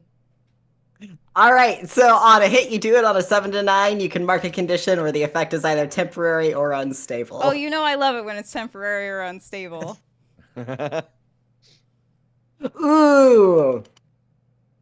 I know how I'm going to play this. Okay, so you have impossible movement, right? Like, Yes. That's awesome. Here's the thing about the Night Mirror. Also has impossible movement. Good. And moves through shadow. Oh, good. So as you're like chasing, like going up to try to like get up onto the Night Mirror, she notices that you're doing this and starts to like go to like chase up this side of this building through the shadow. And you instinctively go to chase her. And about halfway up realize, oh, you're moving through shadow, which you've not done before. Nope. Oh, and you're going up a really tall building. Oh, no. Oh, no. Oh, I didn't think about this. It was fine until I looked down, and now it's not. Now it's not good. Now it's not good. Oh, no. I can't. Oh, I don't think I could do this. I need to get off of this wall immediately. I have to. Everybody, you can hear Synthesis panicking over your comms. Are you okay? No, I'm up way too high. I can't do this. Okay, I'm coming to get you. And I think I say over the comms as well as I'm heading up towards Synthesis. I say, Codex, this thing is moving through shadow. Can you get us more light? I can sure as hell try. More fire. Can you said it. Can you do more fire, please? Can you just add more fire to the fire? Could you make this mall taller for me? How about lightning, Sable? How about I used lightning? That would do it. How about some nice lightning fire that makes buildings grow? That's magic, right? Yeah, and I'm rising up with my anti-grav pack to try and get to synthesis as fast as I can. All right. I would actually like you to roll to defend synthesis. Oh, Okay. no.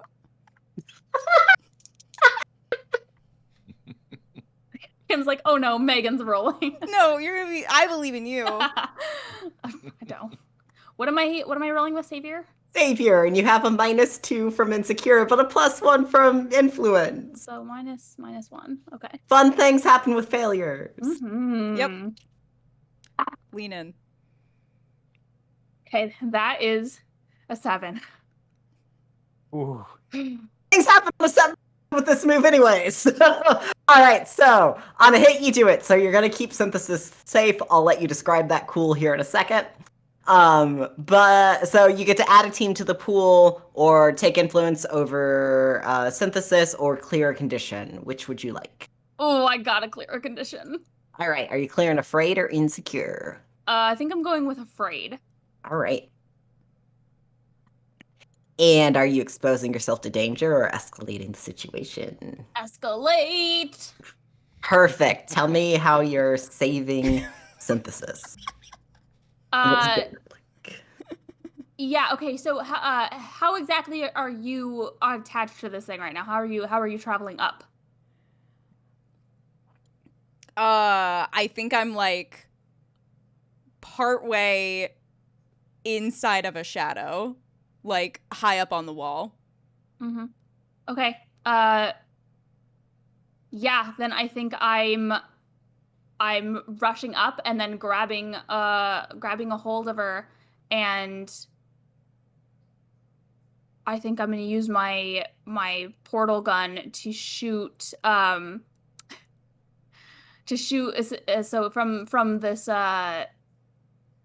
this area we're in at the mall. Is there like are we anywhere near like the food court or like anywhere like? Sure, tell me. Okay, so I want to shoot one portal down underneath like the heat lamp, like the lighting that goes over like to keep the pizzas warm in the food court, and then the other one right at the wall next to us where this thing is coming through to try and like disrupt the shadow that it's made up to like free her from being caught in this thing. Oh, that's awesome. I love this.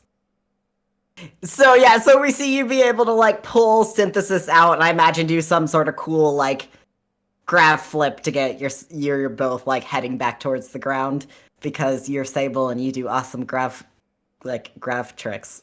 I cut the grav pack so we fall, but then I turn it back on before we hit the ground. Oh no, my brother just got video of me freaking out, stuck in a wall, and then had to be rescued by. You're welcome. But as you do that, Nightmira pulls back out of the wall as well, and like we get very like dragon-esque wings pop out, and as she pulls out of that wall, basically just topples the top of that building. And just it's fine, don't worry about that. City's used to it.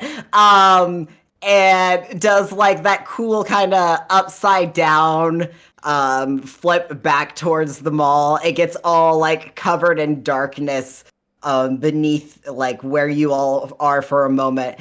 And as she like dives back down, a torrent of fire goes back from her mouth and cuts off one of the exit points for you all. Oh no. So like them saying to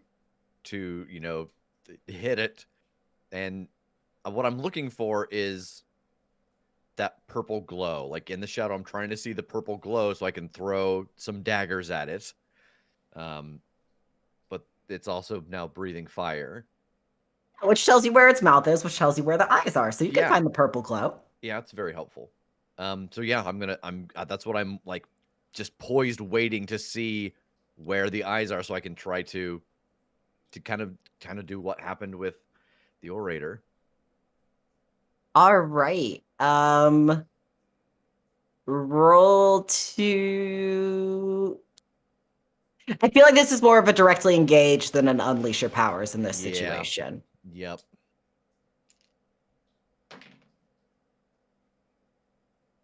Seven. All right. So on a 7 to 9, choose one. I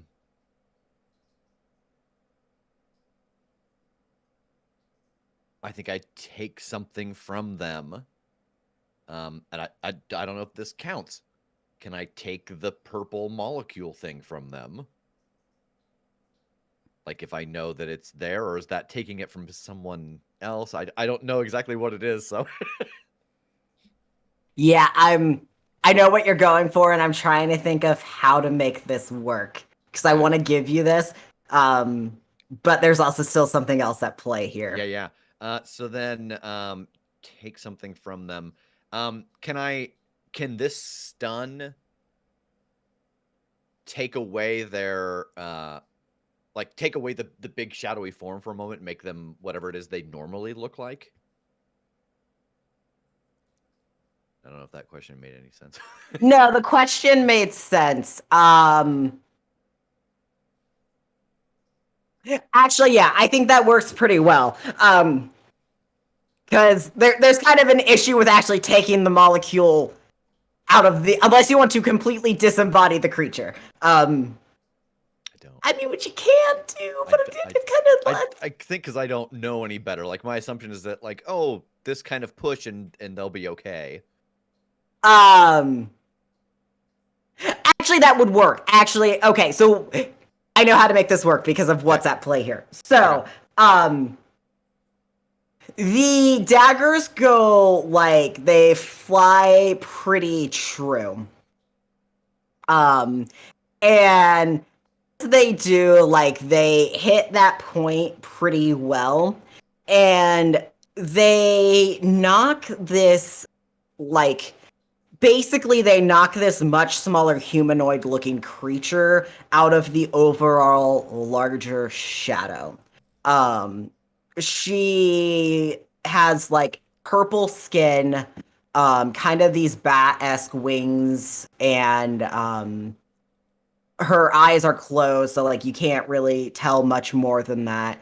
And you can tell that hitting her like with that psychic energy the way you did, instead of with the orator where it kind of removed the molecule, with her it seems to just knock her out entirely. But this like shadow dragon thing is still taking form and still seems to be something kind of separate. And as you're watching the humanoid creature be knocked out, you see someone else like jump up from the ceiling and grab her out of the sky. And we get our first look of Oversight, really, like clearly on the panel from your all perspective. So far, you've only seen Oversight working in the shadows, etc. There's like this trail of smoke that follows Oversight as she does this very dramatic and impressive leap across this opening chasm to grab this creature out of the air. And you see her land on like the other side of this gap of the like broken glass ceiling, and then you can't tell where she's going because there's still like this big shadow dragon that's cascading down towards you. But like as it's cascading down, you can see without the creature inside of it, it's starting to quickly lose form. But it's definitely still a bit of a threat at the moment. If I can, the last thing I heard was try to make light, and kind of seeing this quick mix just go down in front of me. I'm seeing shadow, and that thought has struck me. So I'm gonna sprint towards it and leap into the air, and shout out, I just learned to do this last night. And I want to pull my runes in tight like a disco ball and start spinning them at high speed to try to reflect all of the firelight. I love you. You're amazing. Roll to unleash your powers, please.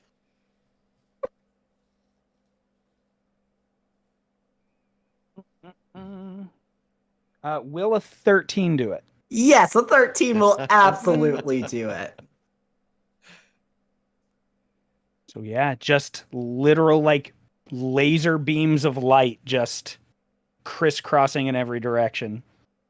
Yeah, and as you do that, the shadow like starts to dispel. It was already starting to lose form, and as all these laser beams crisscross through it, it does even more so. There's kind of like bits of it that almost like water fall to the ground and then seem to seep away towards some point. But it seems to have been stopped and, I mean, not necessarily contained, but the immediate threat has been stopped at this point. What do?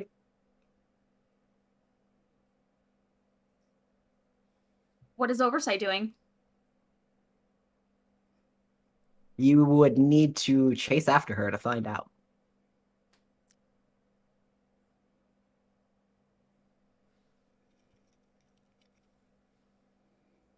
I don't know. I don't think I am. I think I'm checking on everyone else. You guys don't see Synthesis. Because while all of this has been happening, I like melted into a wall and changed my clothes really quick, and I'm checking on my brother.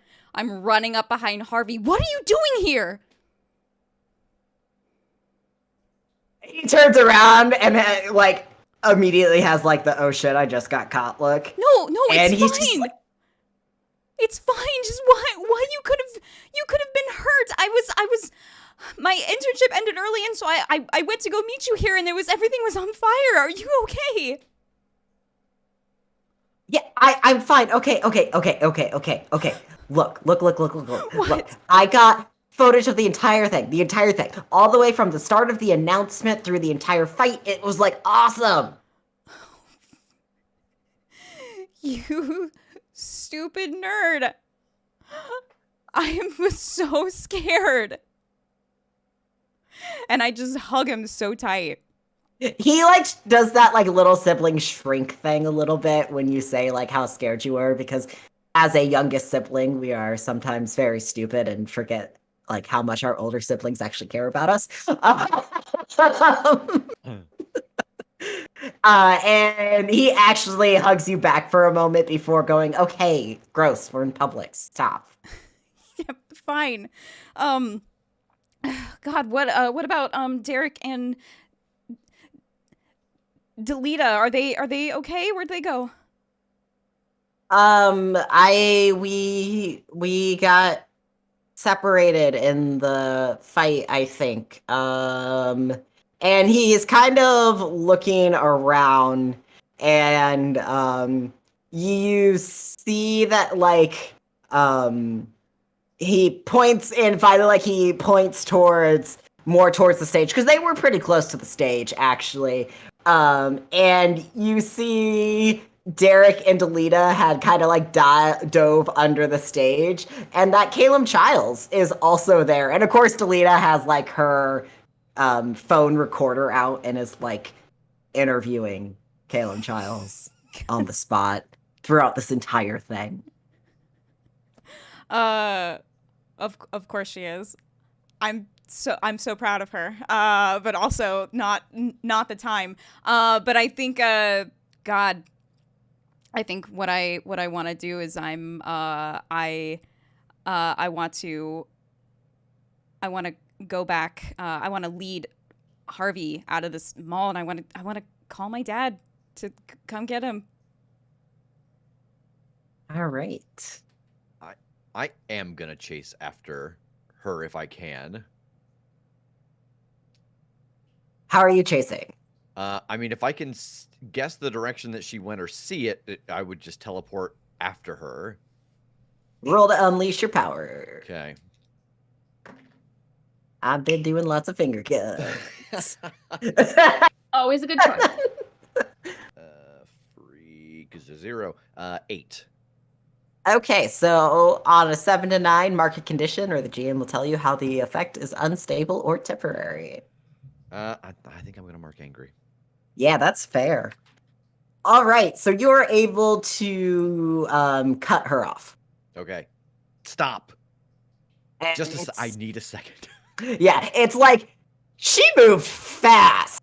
Yeah. Like it's like a couple of like blocks away by rooftops, and that you've cut her off. Okay. And she does come like skidding to a stop. Do you know what the purple stuff is? She's like, yes, you have the flash drive. Yeah. Okay. This is not a moment. We have a lot going on. Can we trust you? What are you trying to do? I'm trying to take down Visionary. Whether you can trust me is a decision you're going to have to make on your own. And I look back over at like the wreckage of the mall, and I turn back to her. Hit me. Like literally? Hit me. It has to look like I tried. If you want us on the inside to help, fucking hit me. Yeah. I need you to roll to provoke her. Okay. That is with superior. Get something to that. Oh, no. That's how can I provoke someone. With superior, 10. Hey, and did that take guilty into? No, 8. Okay. Good. Okay, so I'm going to give you the fun one. I'm going to have them overreact. So write down that you have influence over oversight. Because you're going to learn something fun out of this before you're about to get knocked out cold. Yeah, that's totally fair. No. No. And you can tell she's smiling under the mask, and she's like, you're going to regret saying that. Visionary knows firsthand what I can do. Before she just cocks back and hits you hard. Like, we get, like, the, like, stars around the head thing, and you go down. Just, like, immediately. Like, you see the punch coming, and then you're just out. Totally. Like, there's just a mumble of, I fucking hate these games, and then... Yep. I thought there was a mumble of, I hope this doesn't awake something in me. I was really hoping I wouldn't be into that. Codex and Sable, what are you doing? Two of your party members just left. Yeah, Right. so I think I'm looking around for everybody, and Synthesis is nowhere to be found, and Vex is nowhere to be found, and I see Codex, and I think I just rush over to him, and I just hug him. And I just say, oh my god, you did so good! Thanks. Most awkward he's been so far, period. I just like grab him by the shoulders, and I like shake him, and I'm just like, you did the thing! You did the right thing! You did exactly, Thanks, so good! I'm sorry about the storm stuff earlier. I didn't realize. I'm sorry. Oh. Don't mention it. Speaking of which, Don't mention it ever again. there's lots of fire. I mean it, don't mention it. Okay? Yes, sorry. Okay, Nothing. where did they go? One moment, please. Because I was pretty close. I think I saw Vex take off, and there You probably saw him teleport. at right, least. like Pick up he where? poofed. I don't know. I mean, I kind of know. And Codex, you probably would have seen me trying to lead my little brother out of the mall. Yeah. So what I would like to do, if I possibly can, is like a much more minor version of one of my flares. I just want to try to arrange my runes to create a little bit of weather in here. I want to like create this dense, very just humid fog to what I'm saying it's for is to try to quell this fire, to just really dampen it and make it go out easily. And I just have a buddy that took off after the person that we're supposed to try to trust. I just want as much visual cover for that. And I know that now Harper's in the mix and want to try to cover that.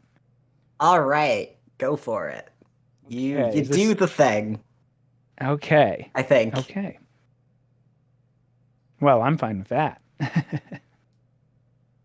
I mean, well, which is this? I'm really just trying to see if I can unleash power here, just using the magic to do kind of a minor version of some of the other stuff. I mean, actually, because of somebody very particular nearby, I would like you to go ahead and roll to unleash your powers. Okay, very good. Thank you for reminding me of who else is in the immediate vicinity. That's a 9. All right, so on hit, you do it. On a 7 to 9, you can either mark a condition or the GM will tell you how the effect is unstable or temporary. Oh my god.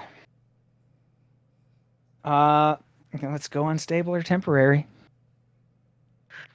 Ooh, so I think Harper slips away unnoticed. Because by the time like Harper was down there, she was already in Harper form. Caleb is aware of who all the visionary people are. He's not totally onto the whole synthesis Harper thing. That's more something Dr. Tanner deals with. Caleb definitely noticed Vex teleport somewhere before all of this fog stuff kicked in. And he's the type of guy who's probably going to ask questions about that. Because that was weird. Why was his team that he is financing bailing right after? You know, when there's cleanup to do and press to talk to and blah, blah, blah. So, you know, most of the way there. Okay. Also, Sable, I felt like there was a comforter support in there when you hugged Codex and were like, you were awesome, you did the thing! If you would like to roll that. Sure. That is mundane, and you get a +1 because you have influence. Great. So a straight roll. 8. All right, so on a hit, you do the thing. On a 7 to 9, they can mark a potential clear condition or shift labels if they open up to you. Codex, do you feel like you opened up? Not really. Do you want to open up, or are you going to continue to just be kind of like... You're like, not really. You literally described that he got more awkward. Yeah. I kind of got denser. I'm just saying the opportunity's there if you want to clear a condition. I'm trying to make sure I give you these opportunities. You can always say no. Yeah, I mean, I really think there's too much going on. I think it's more action oriented here to make sure these fires go out and all of the rest. So I don't think so. All right. Fine. So we are nearing the end of our issue. I do have a last scene that is just a cliffhanger scene that nobody else is in.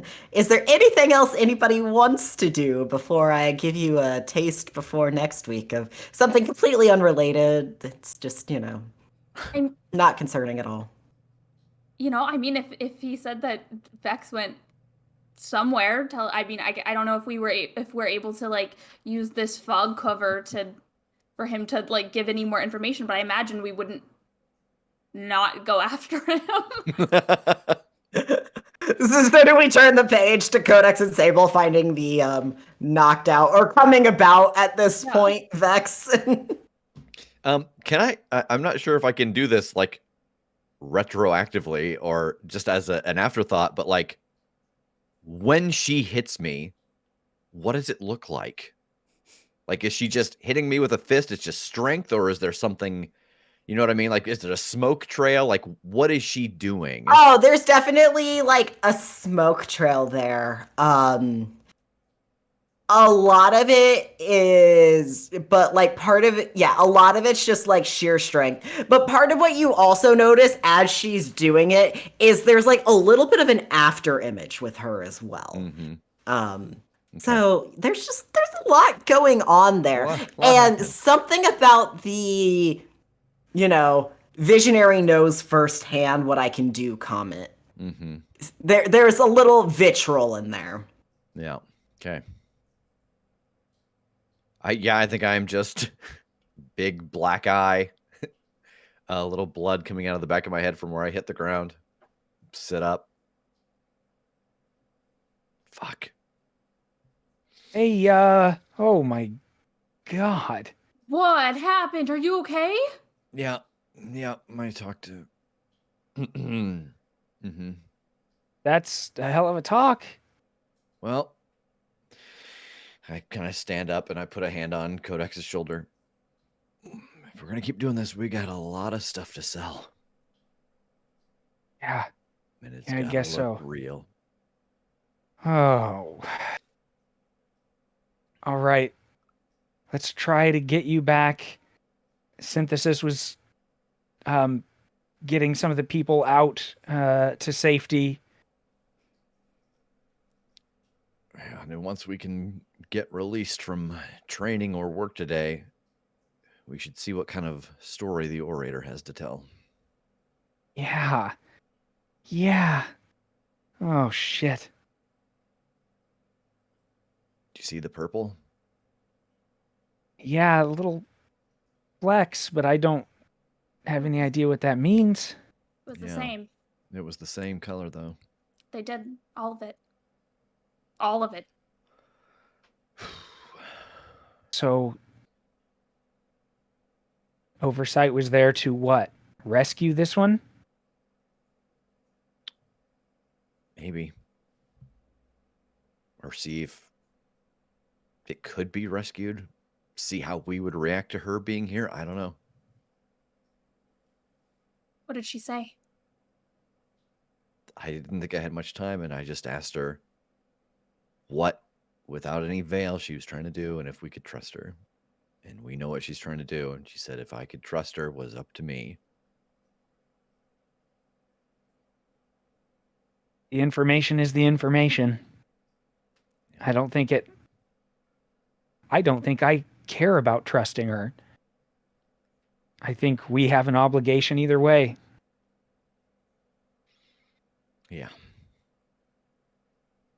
So, what does this come down to then? If she doesn't have a plan for us to get involved, really? I mean, is it just getting information that we don't have from them?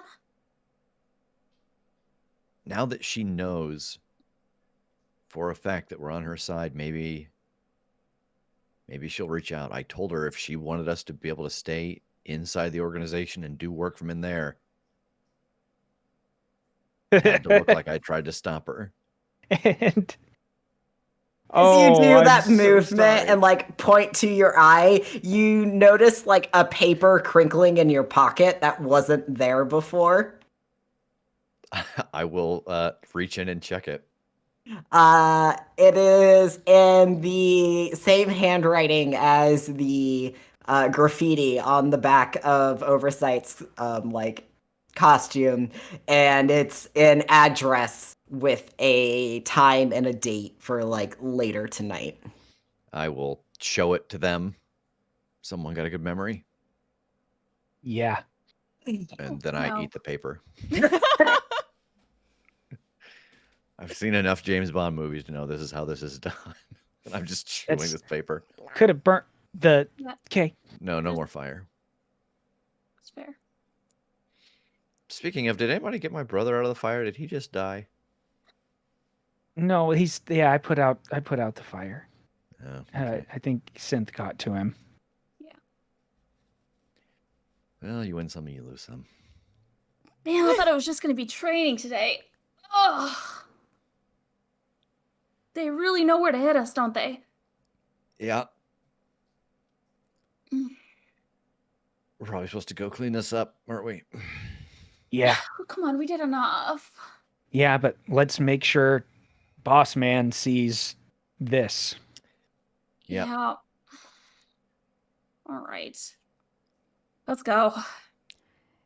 Yeah, And I think I was waiting with my brother for my dad to pick him up. But then when he shows up, I'm just, hey, Dad, I got to, I have to take care of. Visionary wants me to be here to help with the cleanup and stuff like that. So, but everyone's okay. We're okay. But I'll see you later tonight. Okay. I need you to roll to provoke your dad because he is Yep. not okay. Yep. Yep. Provoke your dad is a really fun superior. Okay. Oop. Dropping my dice. Gone forever.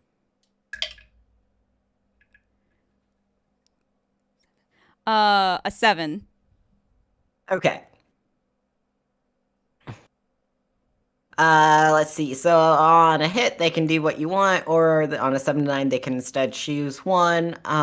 Stumble, error, overreact. So I think he kind of looks at you, and you can see the concern on his face, and he's like, "Are you sure this is really what you want? I'm really worried about you." Oh, Dad, the internship is definitely I don't know if I'm going to be working with Visionary forever, but we can talk about that later, but at least right now I have to take care of this. I'm okay. He looks like he's about to say more when Harvey pipes up from the back seat, because of course your dad, as a good father, makes him sit in the back seat. Of course. And Harvey's like, "Come on, Dad, she knows what she's doing. She got me out of there safe, didn't she?" And he gives you a wink. And your dad looks at him and then looks back at you and goes, "Okay, just don't stay out too late tonight, okay?" Absolutely. And I'm gonna And Harvey look at Harvey just a little quizzically as they drive away. Harvey's such a good brother. My sister would have turned me in immediately. I know. Look at this dork. He's got my back. It's because he is named after the best Harvey. He is. He was named after the best boy. And then I'm gonna head in and try to find the rest of my team. All right. Well, any final scene as the group of you get back together to do Cleanup, which is mostly just talking to the press and looking good while the visionary grunts do the actual cleanup work. Yeah, I think it is that. I think as much as possible, I'm reinforcing. The only way, the closest to lying Codex can do is these are the facts. We have went out, we have checked the perimeter, we have, just all those little things that everybody actually did. technically true. Yeah. In that, the way that the TA does, just that, not exactly authority, but just the droning of facts. I think I want to find Vex real quick. Are you okay? Just when we showed up here with the fire and your brother, it was kind of intense. Yeah, I just lots of. I don't like lots of fire. Fire is okay, but lots of fire is. You can't find your way through lots of fire. I get it. I can technically fly, but I'm scared of heights, so that's a fun that's a fun mix. He's okay though. I got him away, so The comfort and support. Okay. Is that with which was that with? With mundane. And you get a... Oh, no, you actually do not currently have influence over I don't. Nope. That's a 4. I'm not doing good. I'm trying. Vex, how does this land in just all the wrong ways? Because it seems to me like her priority was rescuing my brother and making sure he's okay, and I've seen how she's looked at him. And so it's like, yeah, no, I'm good. I just, yeah, no, it's fine. I'm good.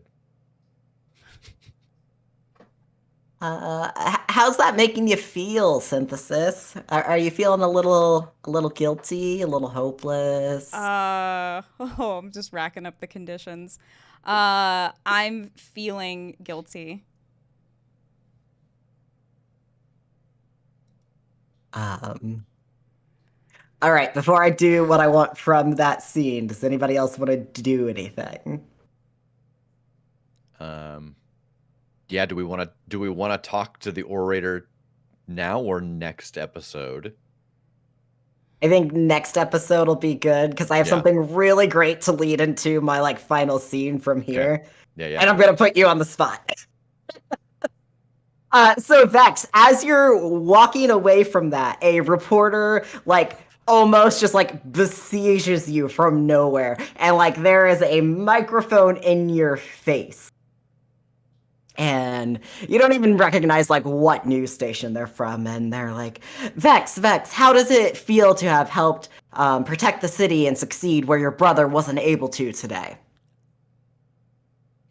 Oh, it's all of us working together. If we had been here sooner, I'm sure that our support could have kept them up, and it's not about who did it, it's just about it was done. And like at this point, most of the words coming out of his mouth are regurgitated phrases his brother has said on television because he's not sure what else he's supposed to be saying.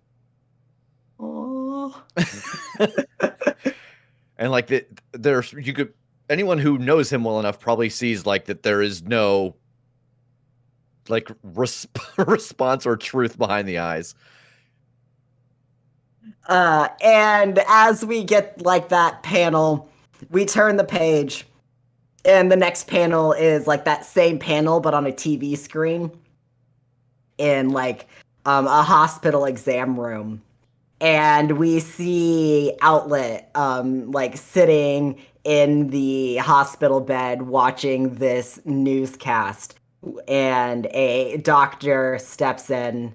There's some kind of exam sort of talk, and the doctor gestures to the TV and is like, "That's your little brother, right?" And Outlet's like, yeah, that's him. I'm really proud of him."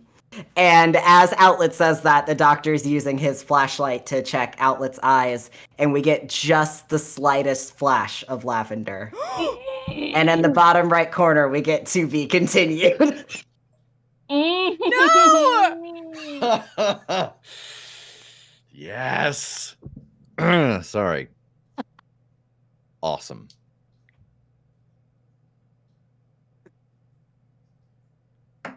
Into session time! Fuck. Oh my god. I'm loving chat right now. Yeah. Oh.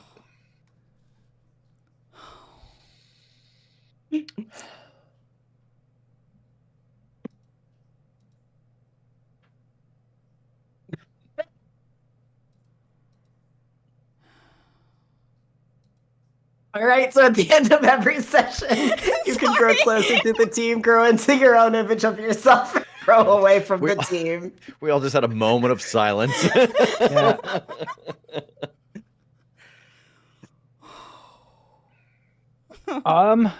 I think I'm gonna go with grow into my own image. I think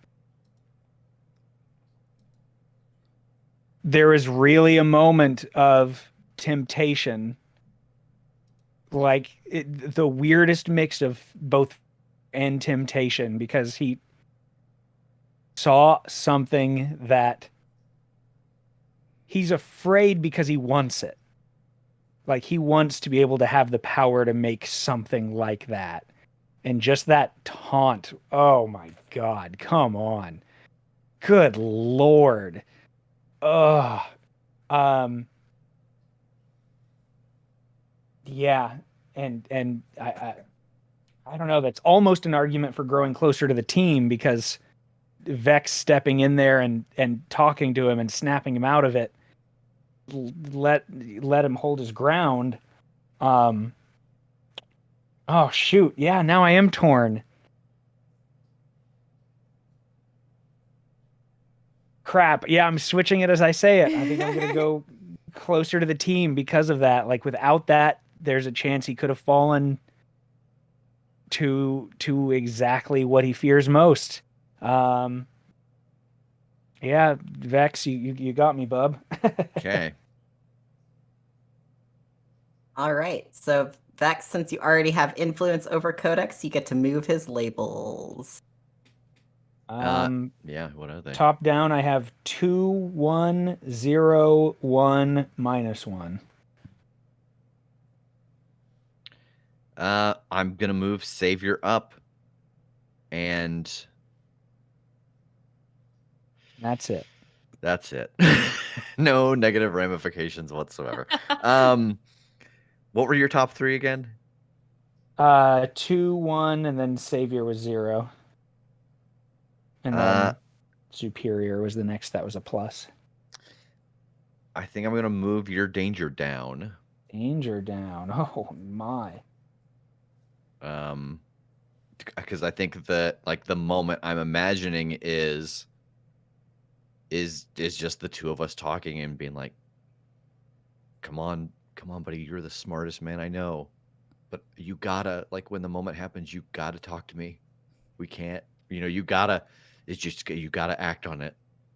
I know you want to test the equation 3 times, but sometimes you gotta do it once and then go. And so I'm Nice. trying to get him to react a moment faster. Nice. Oh, I think I am growing further away from the team.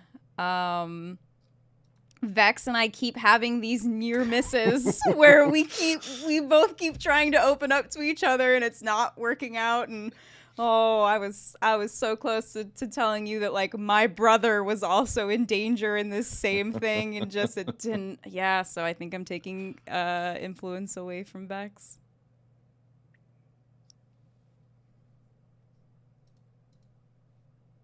I think I am going to grow into my own image of myself. I was thinking I was gonna go with grow closer to the team, just because this was another very vulnerable day for Sable, with just having her worst fear happen and then be compounded. And kind of failing again and having to be almost rescued again. I was thinking that there might be a moment where, like, she would thank Vex for kind of helping her out in that moment, but I think with just still being so insecure, it's just more of a, nobody talk about this.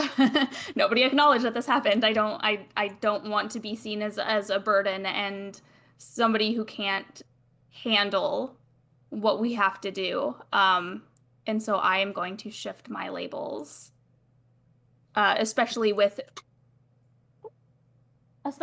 I think kind of having that, like, teammate moment with Codex and then not having that reciprocated, and then Synthesis disappearing and Vex disappearing. I think that just kind of hit her all at once. So I'm gonna go, I think, Savior down, Mundane up. Nice. Boy, I think I'm gonna go closer to the team. Kind of the opposite side of what Sable just talked about, that, like, when everything is done, checking in on her and, like, hey, are you okay? don't be upset about the things that you can't do. That's why there's a team of us, because we can all do something different. And like, I know that she's already told me that feeling like that sense of falling is a problem.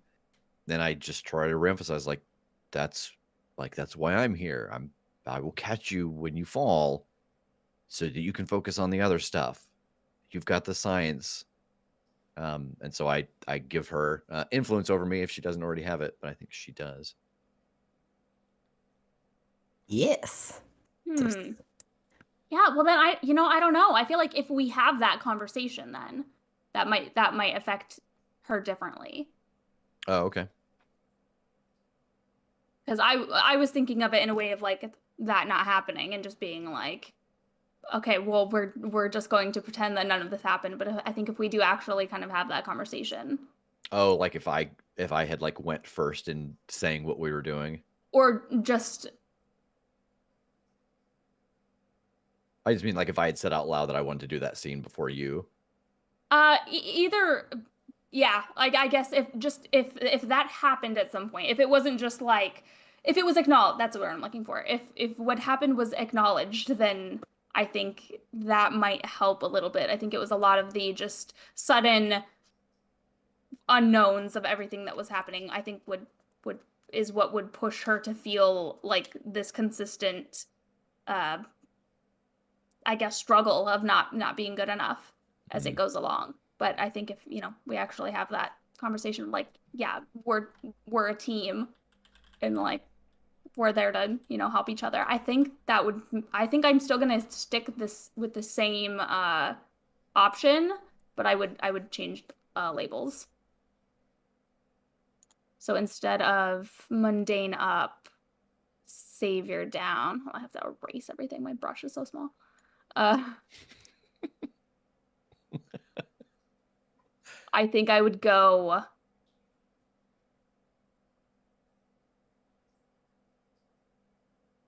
I think I would maybe, I guess, do the opposite of that. I would go savior up, mundane down.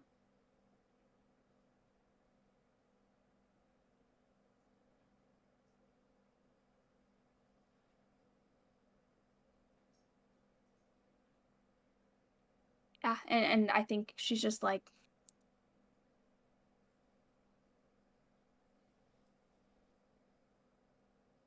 I know what you mean. I feel like today more than anything I could see that and I could feel that. Like, you helped me and I was so scared.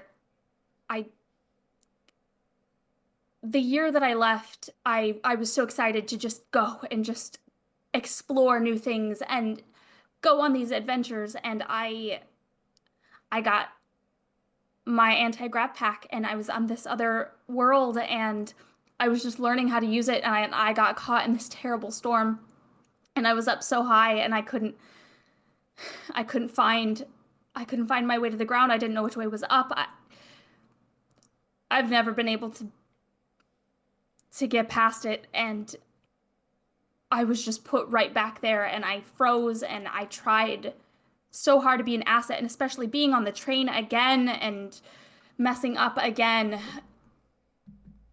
But you helped me again.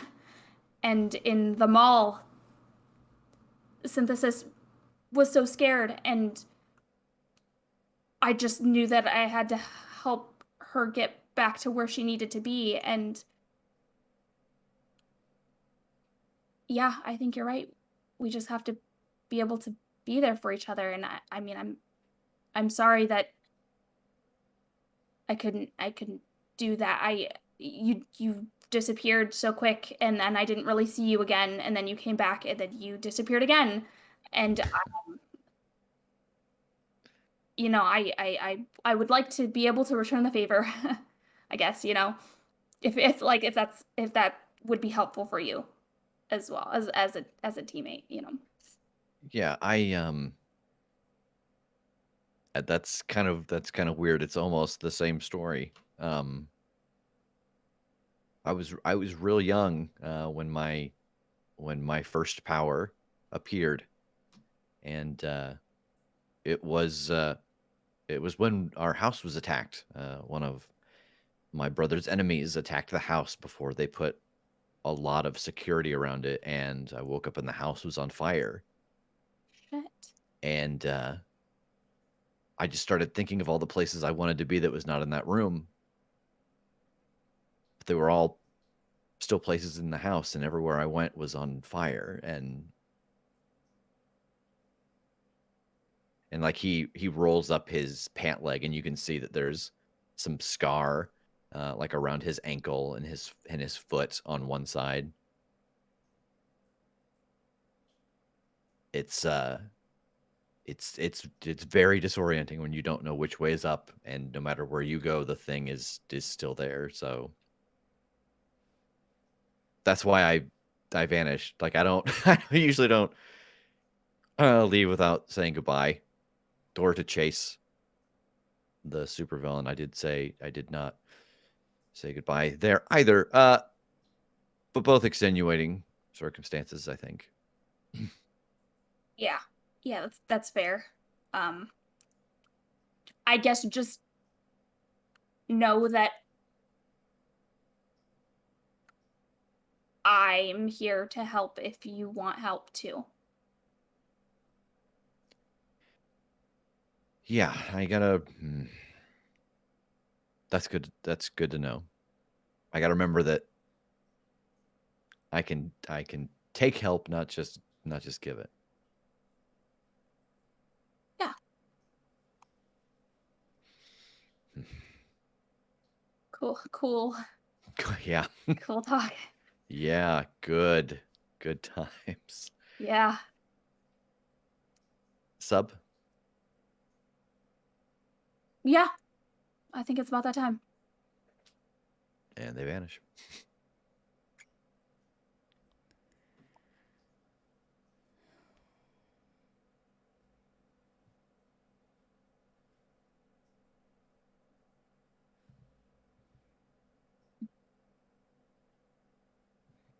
And I think condition-wise from growing closer to the team, I think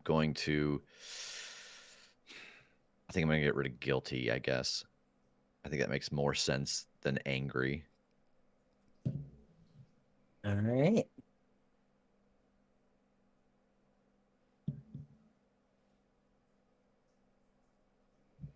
Okay, so I think that was everyone. All right, bonus potential for everybody hanging out with me and letting me break you with that cliffhanger. Thank you.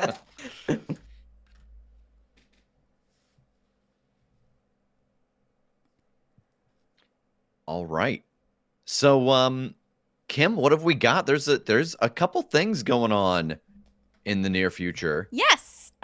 So upcoming streams. So tomorrow, Tuesday at 8 p.m. Eastern, please join Rev, Tass, and myself for our monthly AMA. So we're just hanging out with us and asking some questions, and we'll answer anything, literally anything. Oh no. No. Oh yeah. Well, chat's already ahead of me. They're asking spicy AMA. Oh. We'll do it and then we'll immediately delete the VOD. Yeah, exactly. And then Thursday, May 27th at 7 p.m. is going to be Mystery Detectives with Megan and I. We're doing part 2 of Nancy Drew, Tomb of the Lost Queen. Part 2. I messed that up last week, and I'm sticking with it. It's also my birthday eve, so we're going to be hanging out, and hopefully it'll be midnight, and then we'll celebrate my birthday. Hopefully her present will be there on time. And then Monday the 31st at 8 p.m. Eastern, please join us for issue 5 of the Omniverse Chronicles masks, where I'm sure nothing bad will happen to us or our loved ones. It's all gonna be fine. Don't worry about it. Next issue is the beach issue. Yeah. I thought last episode was gonna be our beach episode, and that was also devastating. So being a teen is rough. If you missed this episode or if you want to watch it again, you can find it on YouTube along with all of our other episodes of the Omniverse Chronicles Masks. This episode is going to be uploaded by Thursday morning. Guys, we suplexed a train today. Good job. So thank you to our new followers, Barman183, Nathan CRVG1998. Thank you for the resubs. I'm a T-Rex, Just Another Blue, and Jalphabet. And then now let's get to the suplexing of the trains. Thank you, Amtrak, for 8 gift subs, Josh Lore Merchant for 5 gift subs, and Phoebe for 5 gift subs. And we got some really, really good bits with some wonderful messages. Carrie, thank you for the bits when Vex teleported the orator saying Sarah McLaughlin's home for stray villains. In the arms. Oh shoot. I am a T-Rex, not to be outdone. Just with 3 gift subs just right now. Thank you. Saying now there now I feel included. Thank you. Josh, thank you for the bits. Donating for Vex's clutch plot shifting power unleashing with teleporting the orator. And then all a bunch of messages for Vex today. And then I am T-Rex. Thank you for the bits. For Vex finding something out about himself when you got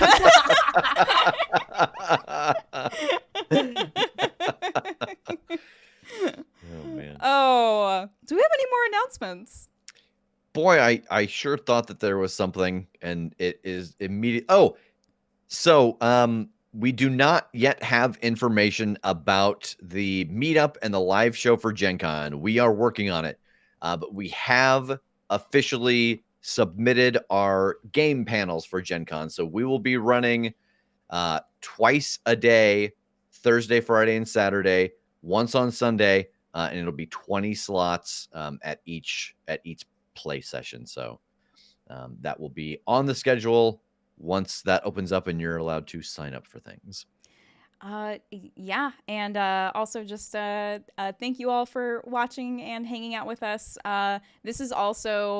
This week is the birthday of the Critshow itself. The show started on like May 29th or May 30th. So thank you for hanging out with us and listening, and yeah, just so much being birthday. Amazing. So many birthdays. Jake's birthday. Of the Jake. Jake's birthday Wes's today. birthday. Wes's birthday on Saturday. My birthday on Friday. The show's birthday on like Saturday. All of the Critshow birthdays. All right. I think that's it for us. Yeah. All right. I hope you all have a wonderful day, and hopefully we'll see you tomorrow night at 8 p.m. Eastern for our monthly AMA. But if not, then I hope we'll see you next Monday for issue 5 of the Omniverse Chronicles. Have a good night. Good night, everybody.